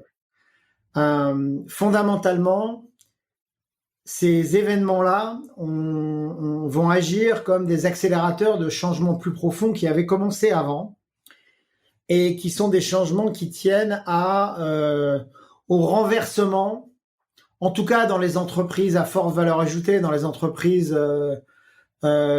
qui sont manipulatrices de savoir et de compétences, au renversement de ce que j'appelle la flèche du pouvoir. C'est-à-dire que le management traditionnel que moi j'ai connu pendant l'essentiel de ma carrière, c'est un management qui est très top-down, où le top décide et le down execute.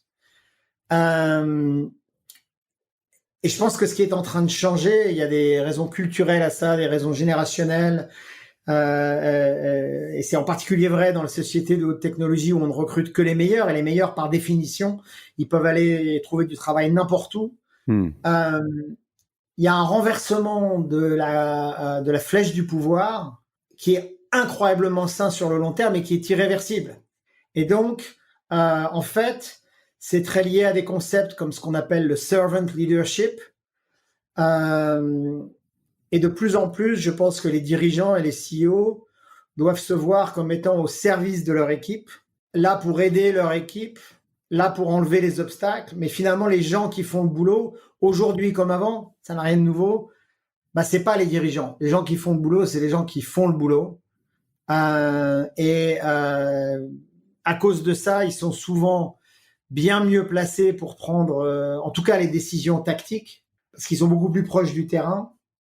Et donc, le management consiste aussi beaucoup à savoir déléguer plus, déléguer mieux. Et je pense que ces changements-là sont irréversibles. Je l'espère. Hein, mais ces changements-là ne marchent que dans une culture de transparence quasi totale. En effet. Je pense que à la fois c'est difficile et de plus en plus difficile de se battre parce qu'il y a il y a quand même une forme de bataille pour avoir les talents si tu te places pas dans cette perspective. Et en effet, je crois aussi que ça va durer. J'ai envie de le croire. Je me demande ce que tout ça va accoucher en fait, hein, et ce qu'on va avoir après en fait, jusqu'où ça va aller. Et c'est intéressant de voir cette transparence absolue qui s'installe petit à petit dans beaucoup de boîtes. Et ce qui est difficile d'ailleurs pour beaucoup d'entreprises et de corporates qui ont vécu cette approche très top-down d'aujourd'hui, se transformer de l'intérieur. Mais complètement. Et d'ailleurs, moi, j'ai énormément de chance dans la mesure où ce mouvement-là, je l'ai pas subi, puisque j'ai eu la chance de rejoindre l'aventure Dashlane dès le début. Ce mouvement-là, j'en ai fait partie, en fait, parce que bien évidemment qu'au début, quand on était 4 ou qu'on était 5, il n'y avait pas une structure hiérarchique pesante. Il n'y en a jamais vraiment trop eu chez Dashlane.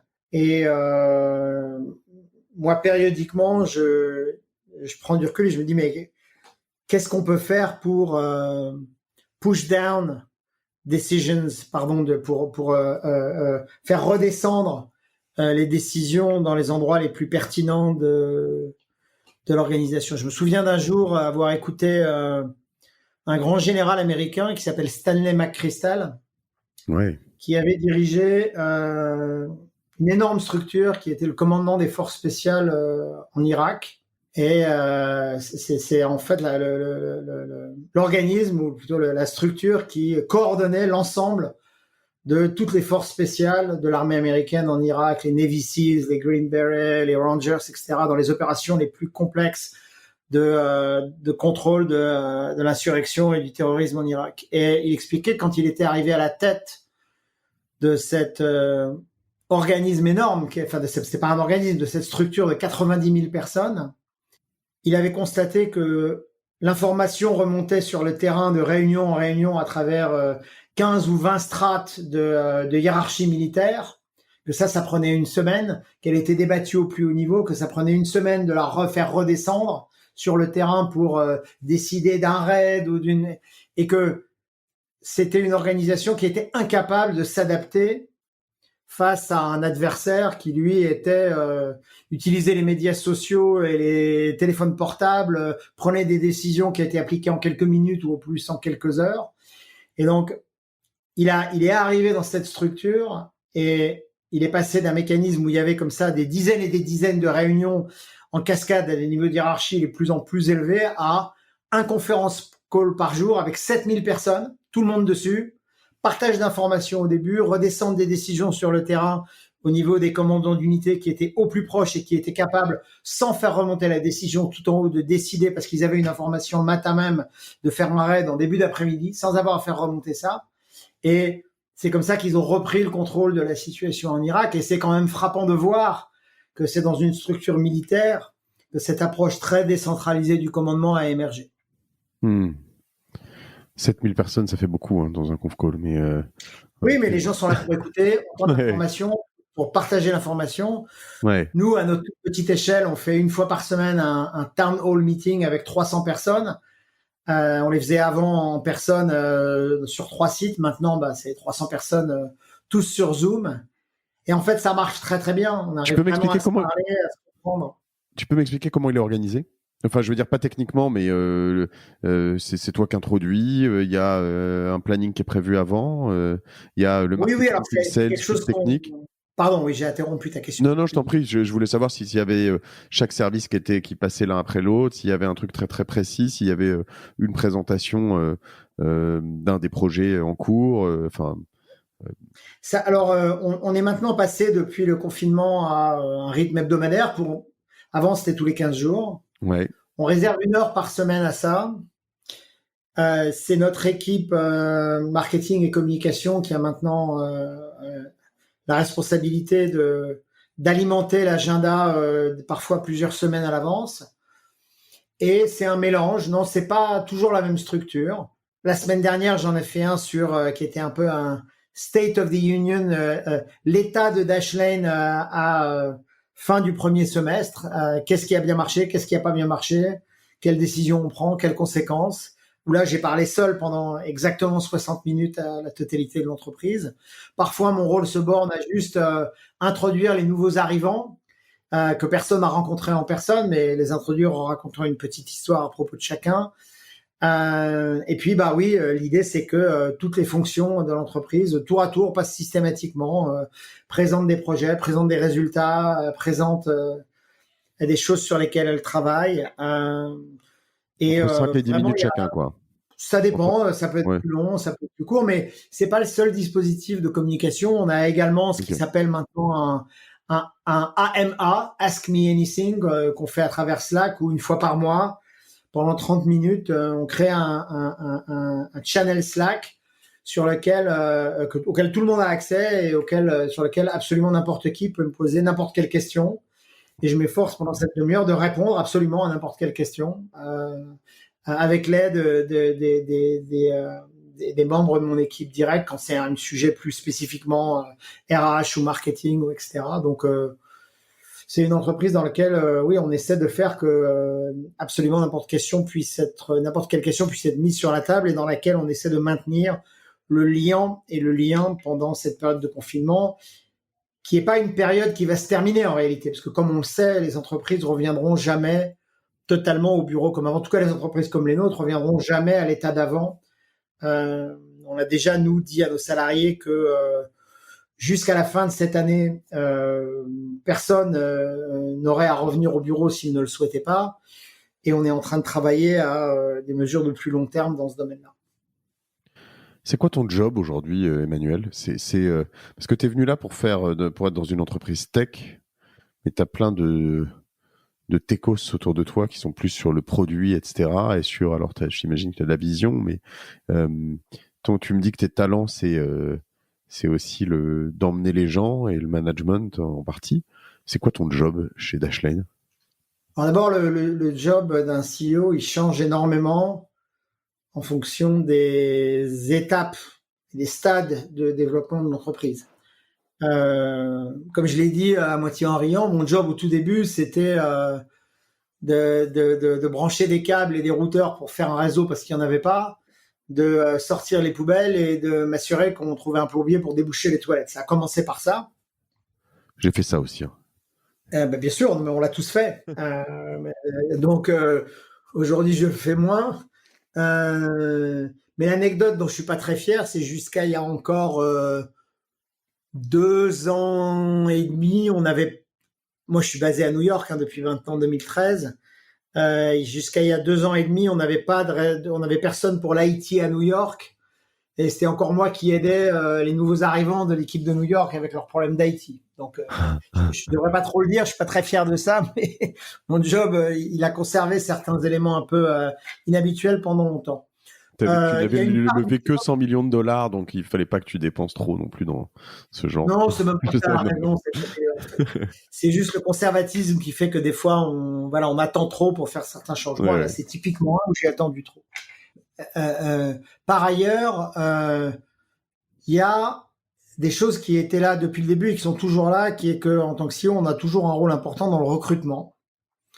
Alors pendant longtemps, c'est le recrutement à tous les postes, et puis on arrive à une taille où c'est plus possible parce que là c'est moins le cas avec le Covid, on a énormément ralenti le recrutement, mais au pic de notre rythme de recrutement à la fin de l'année dernière, on recrutait 20 personnes par mois.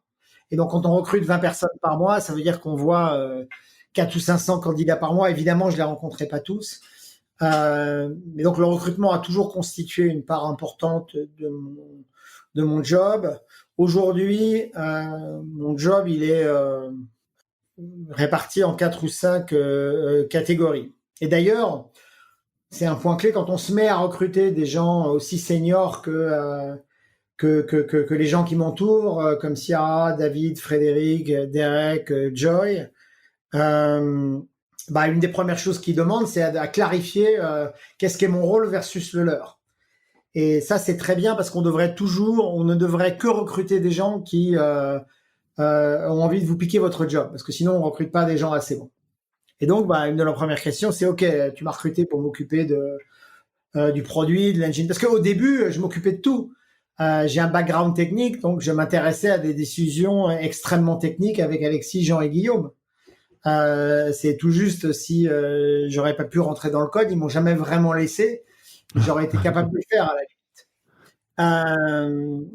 Et donc, je pouvais avoir un avis sur des choses extrêmement techniques. Je peux avoir un avis sur du marketing. Je peux avoir un avis sur de la finance. Je peux avoir un avis sur des sujets RH. Je peux avoir un avis sur tout. Sauf que, au bout d'un moment, pour recruter des exécutifs vraiment très seniors, il faut accepter qu'ils sont plus compétents que soi dans tous ces domaines. Aujourd'hui, l'équipe qui m'entoure, ils sont tous plus compétents que moi, chacun dans leur domaine, sans aucun doute. C'est bien pour ça qu'ils sont là. Moi, mon rôle, c'est de construire une équipe et de l'animer, mais c'est pas de faire leur job.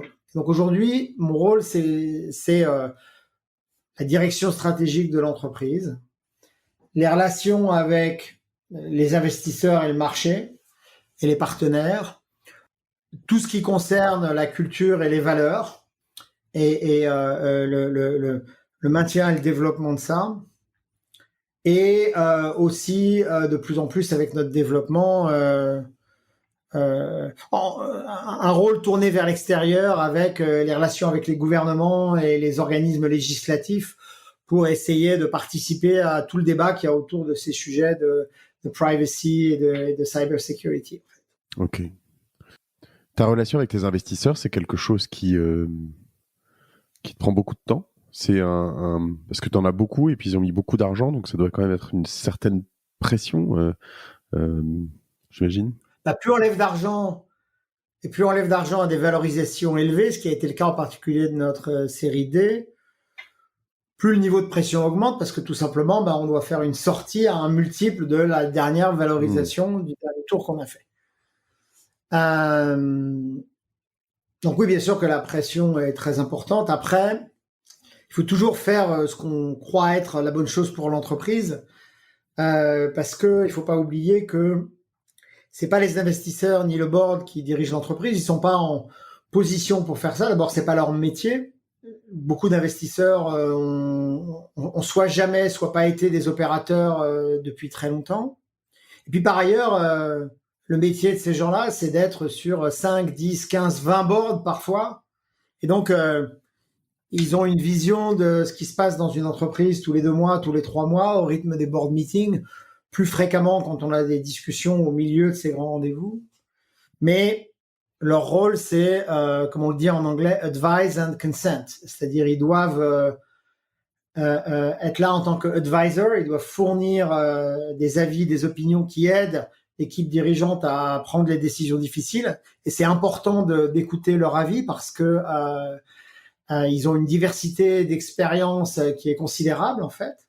Et puis, la partie consent, ils doivent donner leur accord sur un certain nombre de grandes décisions dans la vie d'une entreprise, comme l'approbation du budget, comme l'approbation d'opérations de financement, d'opérations de M&A, quand on décide d'acheter une autre entreprise, quand on décide de vendre l'entreprise, etc. Donc, c'est important d'avoir beaucoup de clarté sur ce qui est le rôle du board et ce qui n'est pas le rôle du board. Et ça, c'est quelque chose que je ne maîtrisais absolument pas au début de l'aventure de Dashlane, parce que j'avais travaillé dans un environnement beaucoup plus corporate et que j'ai mis pas mal de temps à apprendre, probablement trop longtemps. Maintenant, j'ai compris comment ça marche. Mais franchement, j'aurais pu et dû apprendre ça plus vite. Et donc, en tant que CEO, en tant que CEO, la meilleure manière de le comprendre, c'est de se dire la chose suivante. Si on a un débat avec son board et que le board a une opinion et que soit en tant que CEO, une opinion différente, si on finit par choisir ce que le board recommande et que ça marche pas, le board dira toujours et a raison, non, mais peut-être que nous on recommandait ça, mais le décideur c'est toi. Donc, tu dois faire ce que tu crois est la bonne chose pour l'entreprise. Peu importe que nous on te le recommande ou pas, le responsable c'est toi. Que ce soit la bonne ou la mauvaise décision. Et donc on peut jamais dire ah bah oui j'ai fait ça parce que le board me l'a demandé mais c'était une mauvaise idée. Ils diront non, le board ne demande rien, le board donne son avis mais celui qui dirige et qui décide c'est le CEO.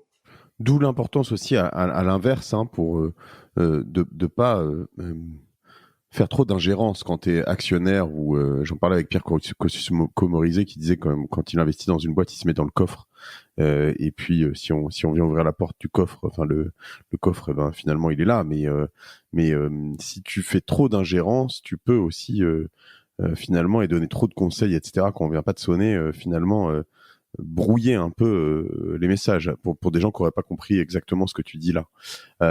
Pardon, je t'en prie. Oui, bien sûr, mais justement, c'est là que le rôle du CEO est clé, parce qu'on peut pas empêcher quelqu'un de donner des conseils. Moi, si on me demande de rejoindre un board et qu'on me demande mon avis sur un sujet, je vais donner mon avis, je suis là pour ça. Le rôle essentiel du CEO, c'est de dire, OK, j'ai entendu votre avis, je vous remercie, je vais y réfléchir et ensuite, je vais faire ce que je considère être la bonne chose. Et ça, personne ne peut le faire à la place du CEO. Donc, pour moi, le problème de l'ingérence, c'est pas des actionnaires qui s'ingèrent trop, c'est des CEO qui laissent trop de place à l'ingérence des actionnaires. Et Dieu sait que c'est une erreur que j'ai aussi commise par le passé. Donc chez Dashlane ? Bien sûr, il y a eu des moments où j'ai fait des choses que je n'aurais pas dû faire parce que le board était convaincu qu'il fallait le faire et ça n'a pas marché et tant pis pour moi. Je peux pas dire ah oui mais c'est vous qui avez poussé pour ça. C'est mon problème. Ouais, c'est hyper intéressant. Et la relation avec ce board et avec tous ces investisseurs, par moment de loin, alors quand on a une certaine pression et qu'on vient de demander certaines choses, et évidemment qu'on la voit de mettre du côté très constructif, ça semble plutôt privilégié, intéressant, quelque chose de passionnant. Quand on voit un peu un board qui te demande des comptes en permanence parce qu'il est stressé, etc., tu as l'impression que c'est un poids par rapport à un entrepreneur qui gère sa boîte de manière indépendante. Est-ce que tu crois qu'elle a évolué, comme tu le disais, comme on le disait tout à l'heure, par rapport à la transparence radicale dans certaines entreprises entre les employés et le management et la direction. Est-ce que c'est les mêmes méthodes qu'on applique sur un board? Est-ce qu'on est full transparency? Est-ce que on est c'est pas les mêmes relations, mais c'est les mêmes, on tend vers le même type de relation? Alors, d'abord, je fais une petite parenthèse, mais le son que je reçois de ton côté, Mathieu, est devenu extrêmement haché. C'est pas très grave, mais je pense que j'ai compris la question. D'accord. J'espère que le son que vous recevez est toujours bon. Je grésille un peu, me dit Aurélie. J'espère que ça va aller, mais le tien est bon. Tu grésilles énormément. Ok, je vais baisser un peu. Peut-être que j'avais trop... Alors, je vais essayer de répondre à la question. Je pense qu'il y a fondamentalement deux cas, en fait. Si on est un fondateur, CEO qui contrôle la majorité du capital de son entreprise, on a un type de relation avec le board, mais tant qu'on a le contrôle du capital, on a le contrôle de l'entreprise. Moi, ça n'a jamais été mon cas chez Dashlane, et donc, comme le dit la phrase anglo-saxonne, I serve at the pleasure of the board. Encore une fois, comme je l'expliquais, un board, il a trois choses à faire. Enfin, le rôle d'un board, c'est trois choses. C'est de donner son avis et de donner des conseils au CEO et à l'équipe dirigeante, d'approuver des décisions importantes comme un budget ou une opération de financement ou une opération d'M&A. Et puis, le troisième rôle du board, c'est de choisir et de potentiellement changer le CEO. Donc, à partir du moment où on n'a pas le contrôle des votes à son board, ce qui n'a jamais été mon cas chez Dashlane, on est là pour servir en tant que CEO, sachant que du jour au lendemain, le board peut dire merci beaucoup pour tout ce que vous avez fait, mais on considère que pour la prochaine étape, peut-être qu'il vaut mieux quelqu'un. Et donc, en fait, il faut faire ce job en se disant, à la fois en étant totalement engagé jour et nuit, en se réveillant en plein milieu de la nuit, en disant « Ah, j'ai eu telle idée, il faut absolument que je l'écrive, etc. » Puis en se disant parce que les discussions avec un board sont toujours, ou en tout cas très souvent entendues, en se disant du jour au lendemain, le board va peut-être me dire écoutez, merci beaucoup, vous avez fait des super choses, mais là on pense qu'il faut quelqu'un d'autre et il faut être totalement en paix avec ça. C'est-à-dire il faut à la fois être totalement impliqué dans son entreprise et puis aussi être capable de se dire mais it's just a job. Et c'est absolument essentiel parce que sinon on n'est pas prêt au fait que c'est quelque chose qui commence, mais c'est aussi quelque chose qui s'arrête un jour. Et il faut avoir la sérénité et la maturité de se dire que c'est quelque chose qui a un début et une fin et que c'est normal et que c'est sain, en fait. C'est vrai que c'est passionnant parce qu'il n'y a pas beaucoup de gens qui sont amenés à vivre dans des situations comme la tienne, des sociétés qui ont levé par centaines de millions d'euros au pluriel ou de dollars au pluriel en tout cas. Et la question que je me pose évidemment après tout ça, c'est quoi la suite? C'est-à-dire que ce qui est compliqué, alors tu as parlé d'IPO tout à l'heure, on t'a dit on en est encore loin, l'IPO, l'introduction en bourse. En effet, on voit mal souvent en fait ces grosses startups, elles sont trop fréquemment selon certains, rachetés par les mêmes acteurs, souvent américains, à des prix faramineux. Mais c'est vrai qu'on voit mal potentiellement, philosophiquement, un Dashlane se faire racheter par un géant du numérique parce qu'on aurait peut-être un problème de... Même si techniquement tu nous l'as expliqué, c'est des comptes qui sont pas liés, il y aurait un petit problème d'incompatibilité finalement, non? Alors je vais faire de mon mieux pour répondre, Mathieu. Malheureusement, le son continue à être très difficile, mais je pense que j'ai compris la question. C'est la question de quelles sont les sorties ou les exits possibles pour une société comme Dashlane, IPO, par IPO, etc. C'est pas une question qui se pose à très court terme parce qu'on est encore à 2-3 ans de pouvoir réellement prendre cette décision. Mais je considère pas qu'une route soit meilleure que l'autre. C'est-à-dire que introduire une société en bourse, ça a tout un tas d'intérêts, ça a un certain nombre d'objectifs, d'accès à des capitaux, de fournir de la liquidité aux investisseurs et aux salariés, de préserver l'indépendance de la société, mais des fois, il se trouve que si on a une vision de ce qu'on veut faire, bon, nous on se dit, notre vision c'est qu'on veut réellement avoir un impact sur la manière dont fonctionne l'identité numérique sur Internet. C'est incroyablement ambitieux. Il y a peut-être 14 millions de gens qui ont créé des comptes Dashlane, mais il y a 4 milliards de gens sur Internet, donc ce qu'on représente aujourd'hui est négligeable. Pour moi, la question qu'il faut se poser, c'est plus de savoir quel est le meilleur chemin pour faire en sorte qu'il y ait le plus de gens possible qui utilisent Dashlane. Peut-être que c'est effectivement une introduction en bourse.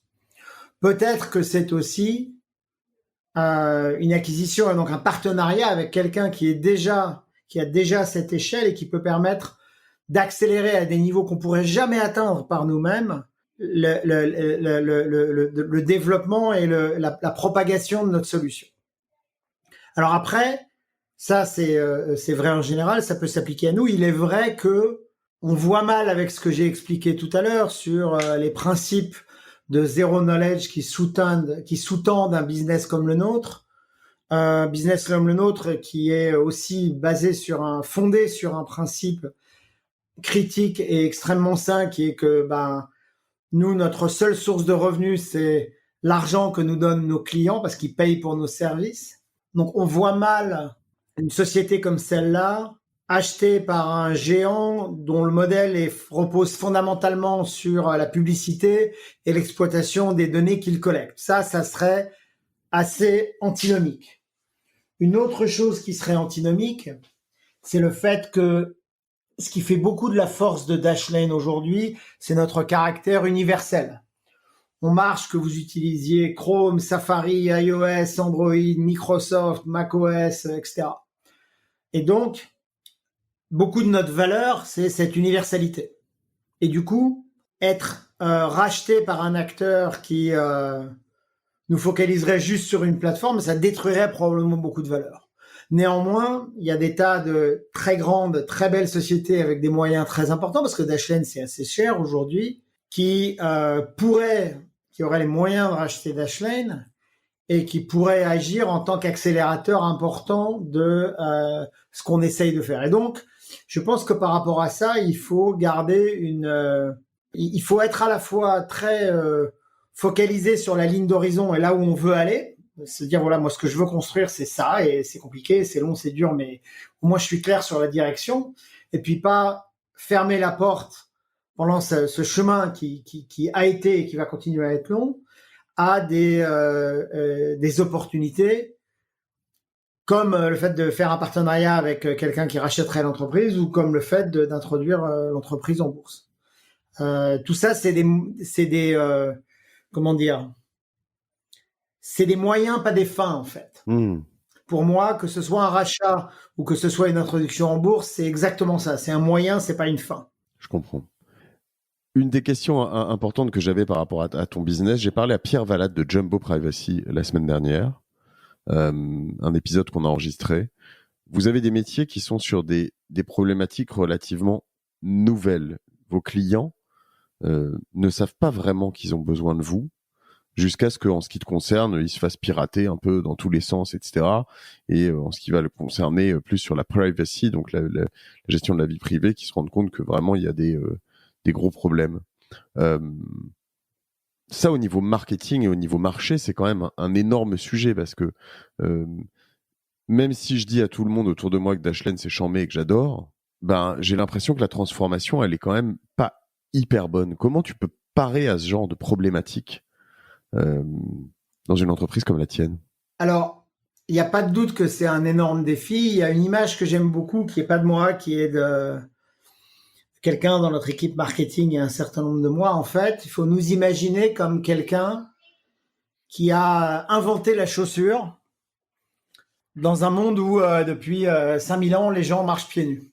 Et donc, finalement, le problème qu'on résout, les gens, ils ont déjà une solution. Ils marchent pieds nus, ils ont toujours fait comme ça. Tout le monde a toujours fait comme ça avant eux et ils imaginent même pas faire autrement.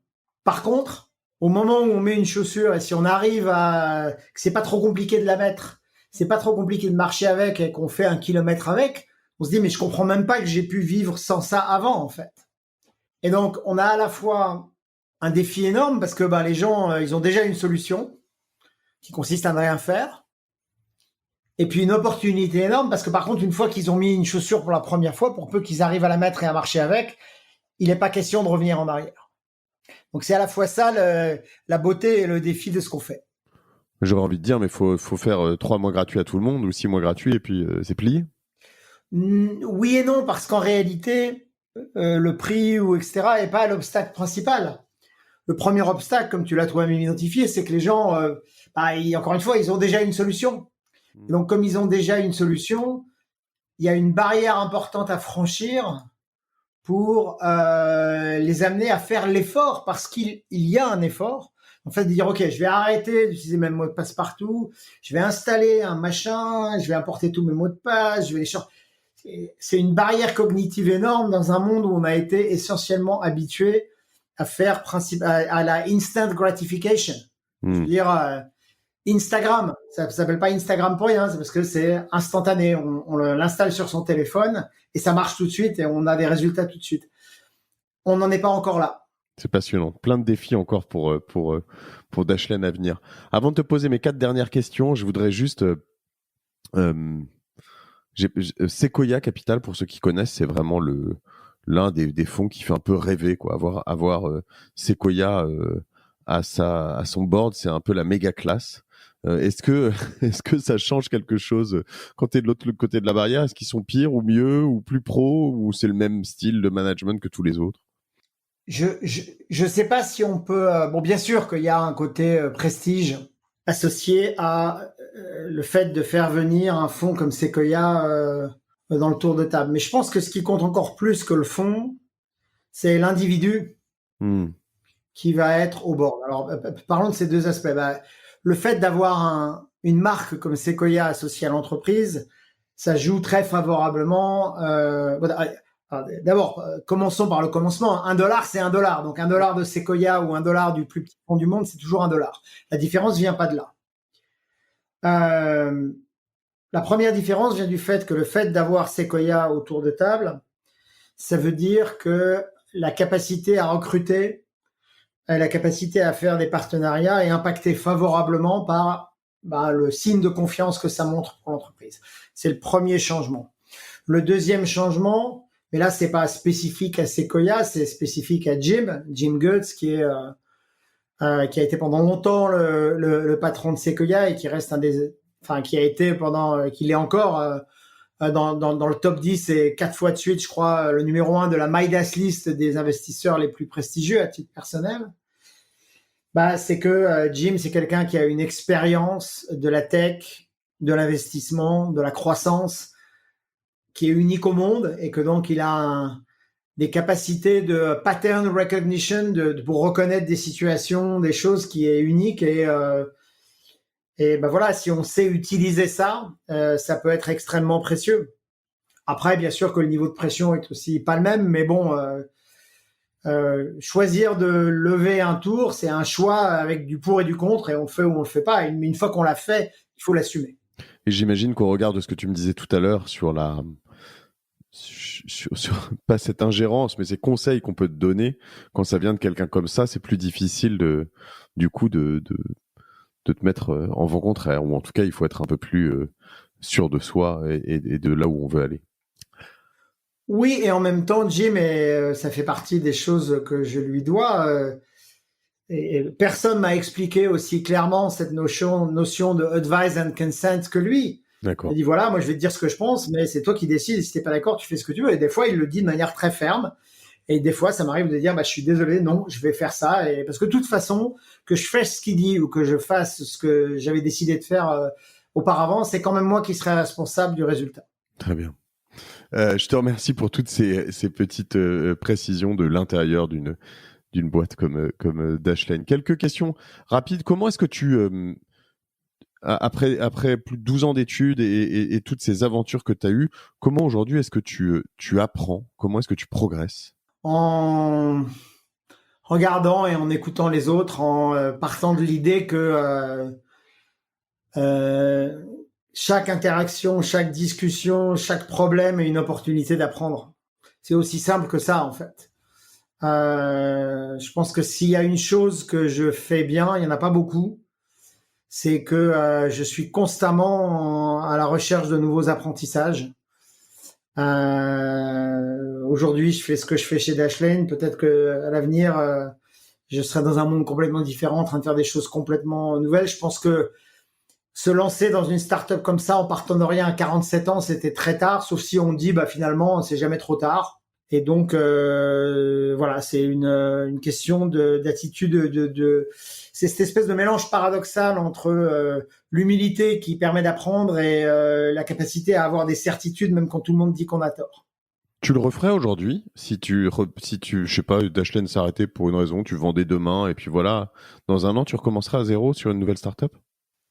Peut-être, peut-être pas, ça dépend complètement parce qu'une start-up ça veut rien dire. Ce qui compte c'est est-ce que l'idée est une idée passionnante ou pas. Ce qui était exceptionnel au début de l'aventure Dashlane, c'était l'idée d'un problème universel qui n'avait pas de solution et que les géants de la tech, les Facebook, les Google, les Amazon, en tout cas c'était mon impression au début, c'est ma conviction aujourd'hui, ne sont pas en bonne position pour résoudre. Donc ça, c'était une opportunité unique. C'est pour ça que je me suis pas senti de refuser. Si je faisais plus Dashlane et que je retombais sur une opportunité unique, peut-être.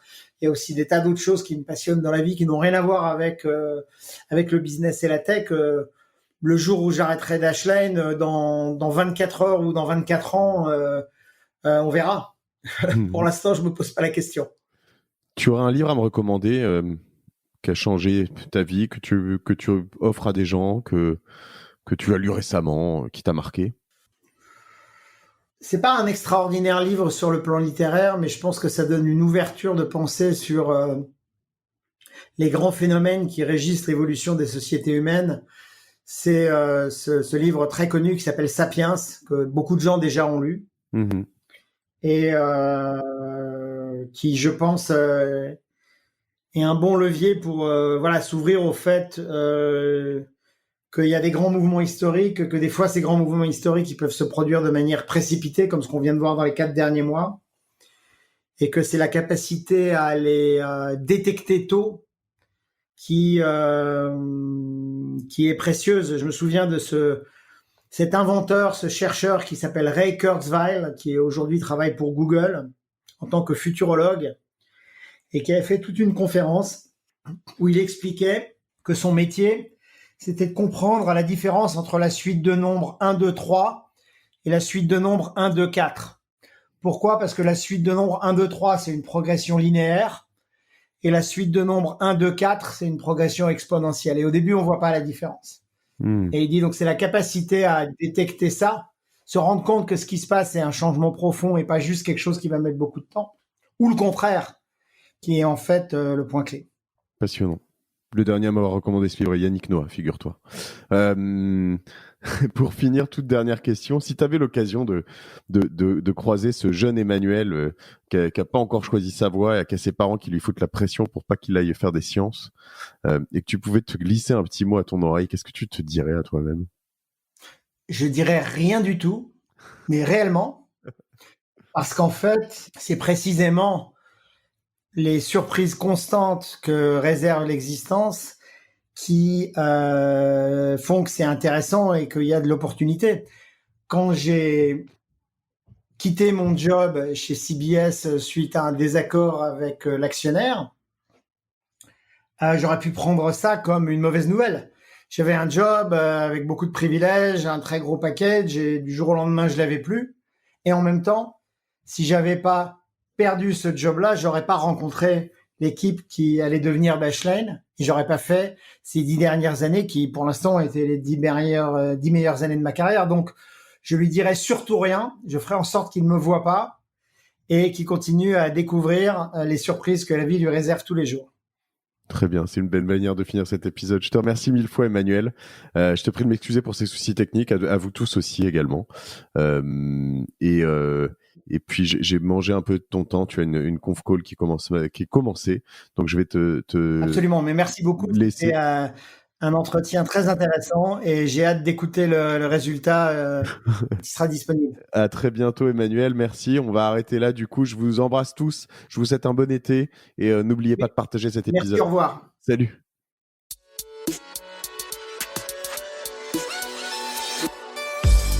Bravo, vous avez écouté cet épisode de Génération Do It Yourself jusqu'au bout.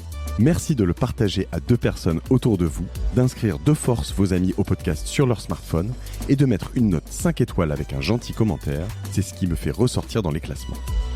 Aussi, si vous me laissez votre email sur gdiy.fr, je vous enverrai l'épisode de la semaine ainsi que 2-3 bons plans. Pour finir, n'oubliez pas que si vous avez des besoins en accompagnement tech et créatif, toute l'équipe de Cosa Vostra va vous bichonner comme il se doit si vous nous écrivez sur gdiy@cosavostra.com. Je suis Mathieu Stéphanie et je vous embrasse.